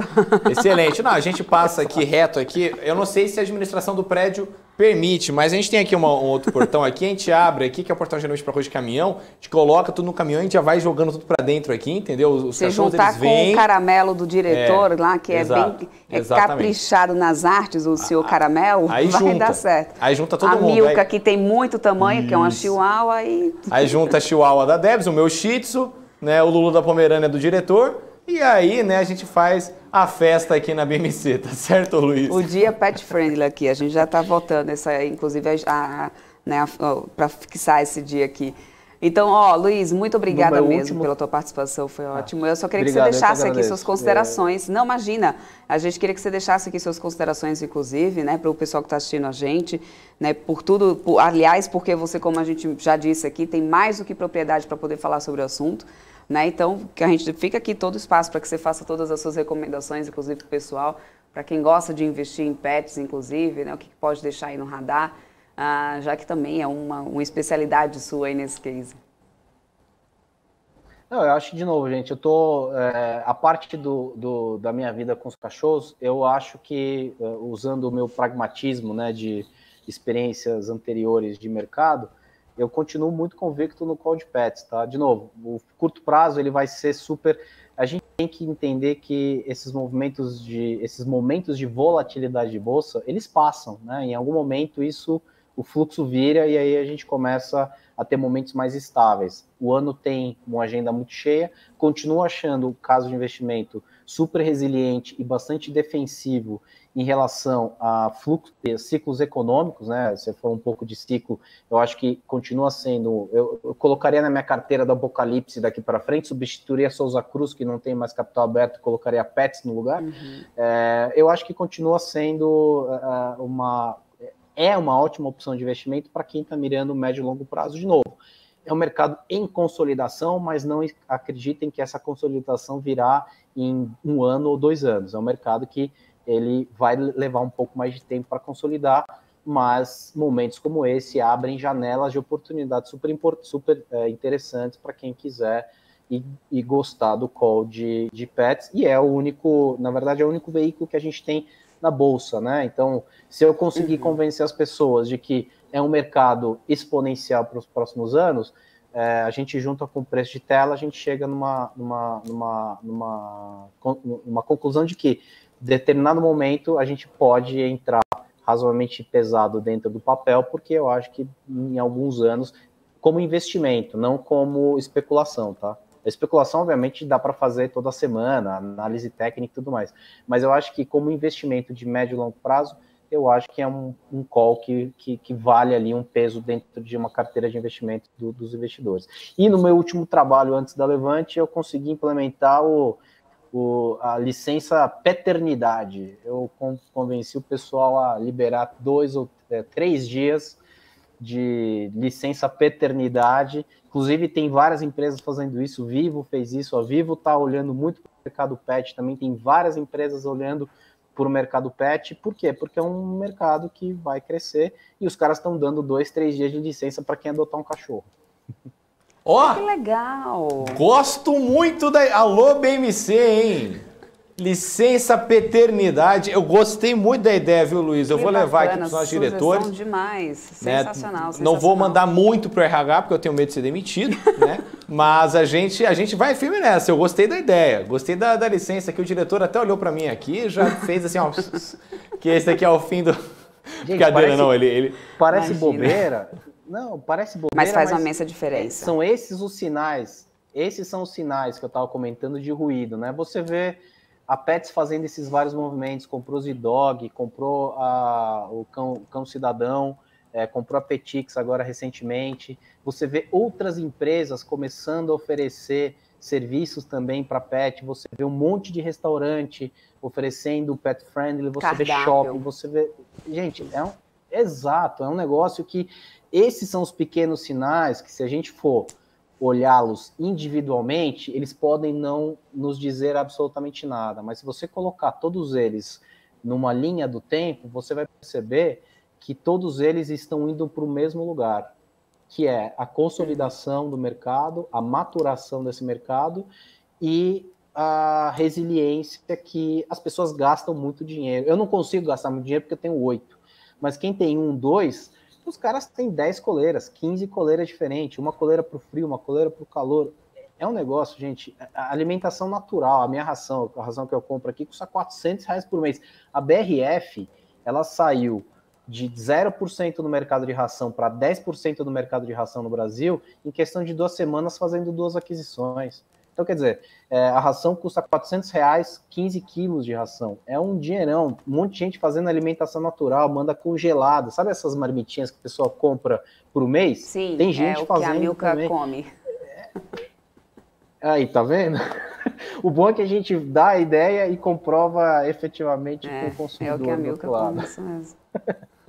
É isso, na prática é isso mesmo. É um mercado que tem franca expansão, com certeza. Esses são os sinais. Exato, a gente tem que acompanhar e juntar esses sinais. Eles parecem meio deslocados, mas se a gente, de novo, colocar numa linha do tempo e olhar de 2, 3, talvez 4 anos para cá, e ver para onde isso está apontando, obviamente isso está apontando para cima e não para baixo. Diria que é muito menos complicado essa tese de investimento do que outras empresas aí que o pessoal fala muito e gosta bastante. Eu acho que é uma tese de investimento mais simples e mais robusta do que outras teses de investimento. Só que é um papel ainda, né, o market cap é pequeno, não tem tanto volume e tal. Então, acho que ela tem essas restrições também de volume de investimento. Mas, de qualquer forma, eu acho que é um papel para, se não ter, manter no radar e, de novo, tentar acompanhar os sinais ao longo do tempo, sinais de curtíssimo prazo, sinais de médio prazo, sinais de longo prazo, que são, como eu comentei, os sinais mais geracionais que acabam definindo modo de consumo de grupos de pessoas, de grandes grupos de pessoas, né? Como que está acontecendo, por exemplo, no setor de bebida, né? A Ambev tem sofrido aí recentemente, então o setor de bebida está passando por isso também, o soft drink, né? Aquelas bebidas menos alcoólicas, com sabor. O mercado já percebeu isso e começa a oferecer o que o demanda quer efetivamente, que são bebidas mais saborosas, digamos. Isso já acontece nos Estados Unidos há algum tempo, e isso é um reflexo desse movimento geracional. Isso é de geração, não sei a idade de vocês, não vou cometer indelicadeza de perguntar, mas é um movimento geracional. Show de bola, show de bola. Luiz, muito obrigado, viu? Bom fim de semana e ó, eu quero o Pet Day aqui na BMC e a licença paternidade. Deixo aqui o meu apoio. Fica o apoio. Exatamente. Eu tenho uma apresentação pronta. Eu te mando a apresentação que eu fiz falando sobre a necessidade. De novo, gente, eu não estou falando aqui de orelhada das coisas. Eu gosto muito de dado. Eu gosto a vida inteira eu trabalho com dado. Eu tenho uma apresentação de umas 10 páginas que eu construí justamente para justificar a minha ideia de adoção do paternidade dentro do lugar que eu trabalhava anteriormente. Excelente, Luiz. Me manda, quero mesmo. Vamos trocar mais ideias com certeza. Vamos sim. Obrigada Luiz, mesmo. Obrigado, viu? Bom fim de semana. Obrigado, um ótimo final de semana para você e para toda a criançada aí, inclusive. Obrigado. Tchau.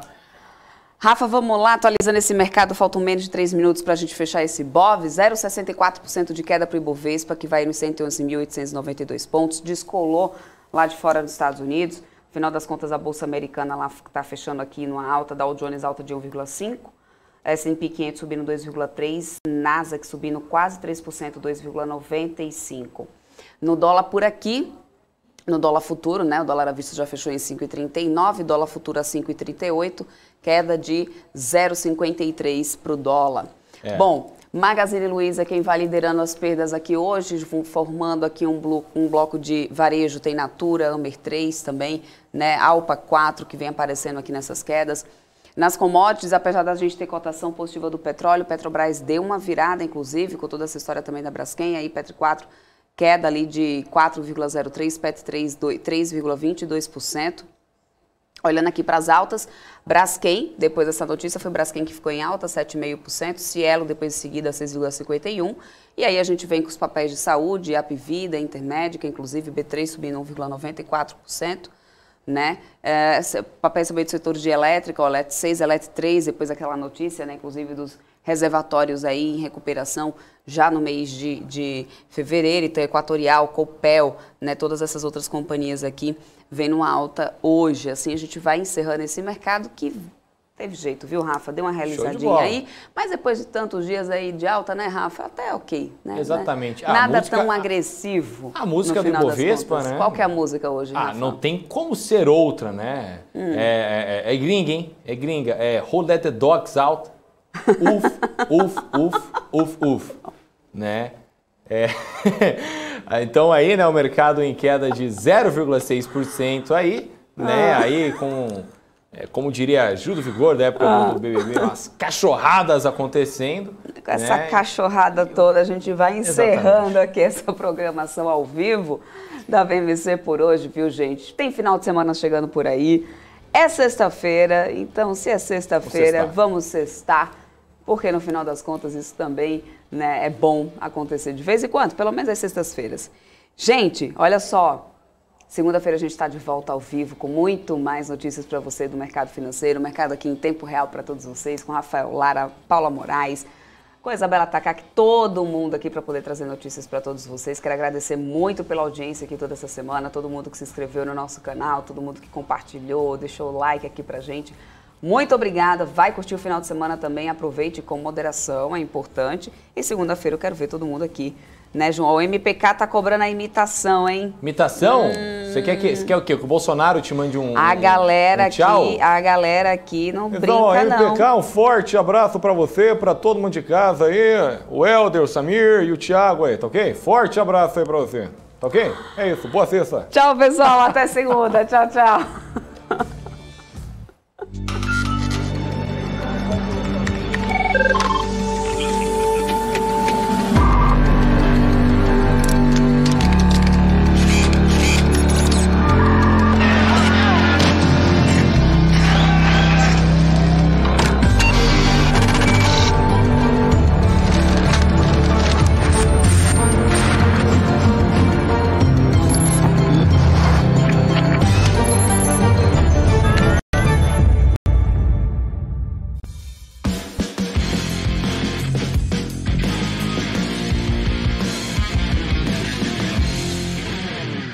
Olá, esta é mais um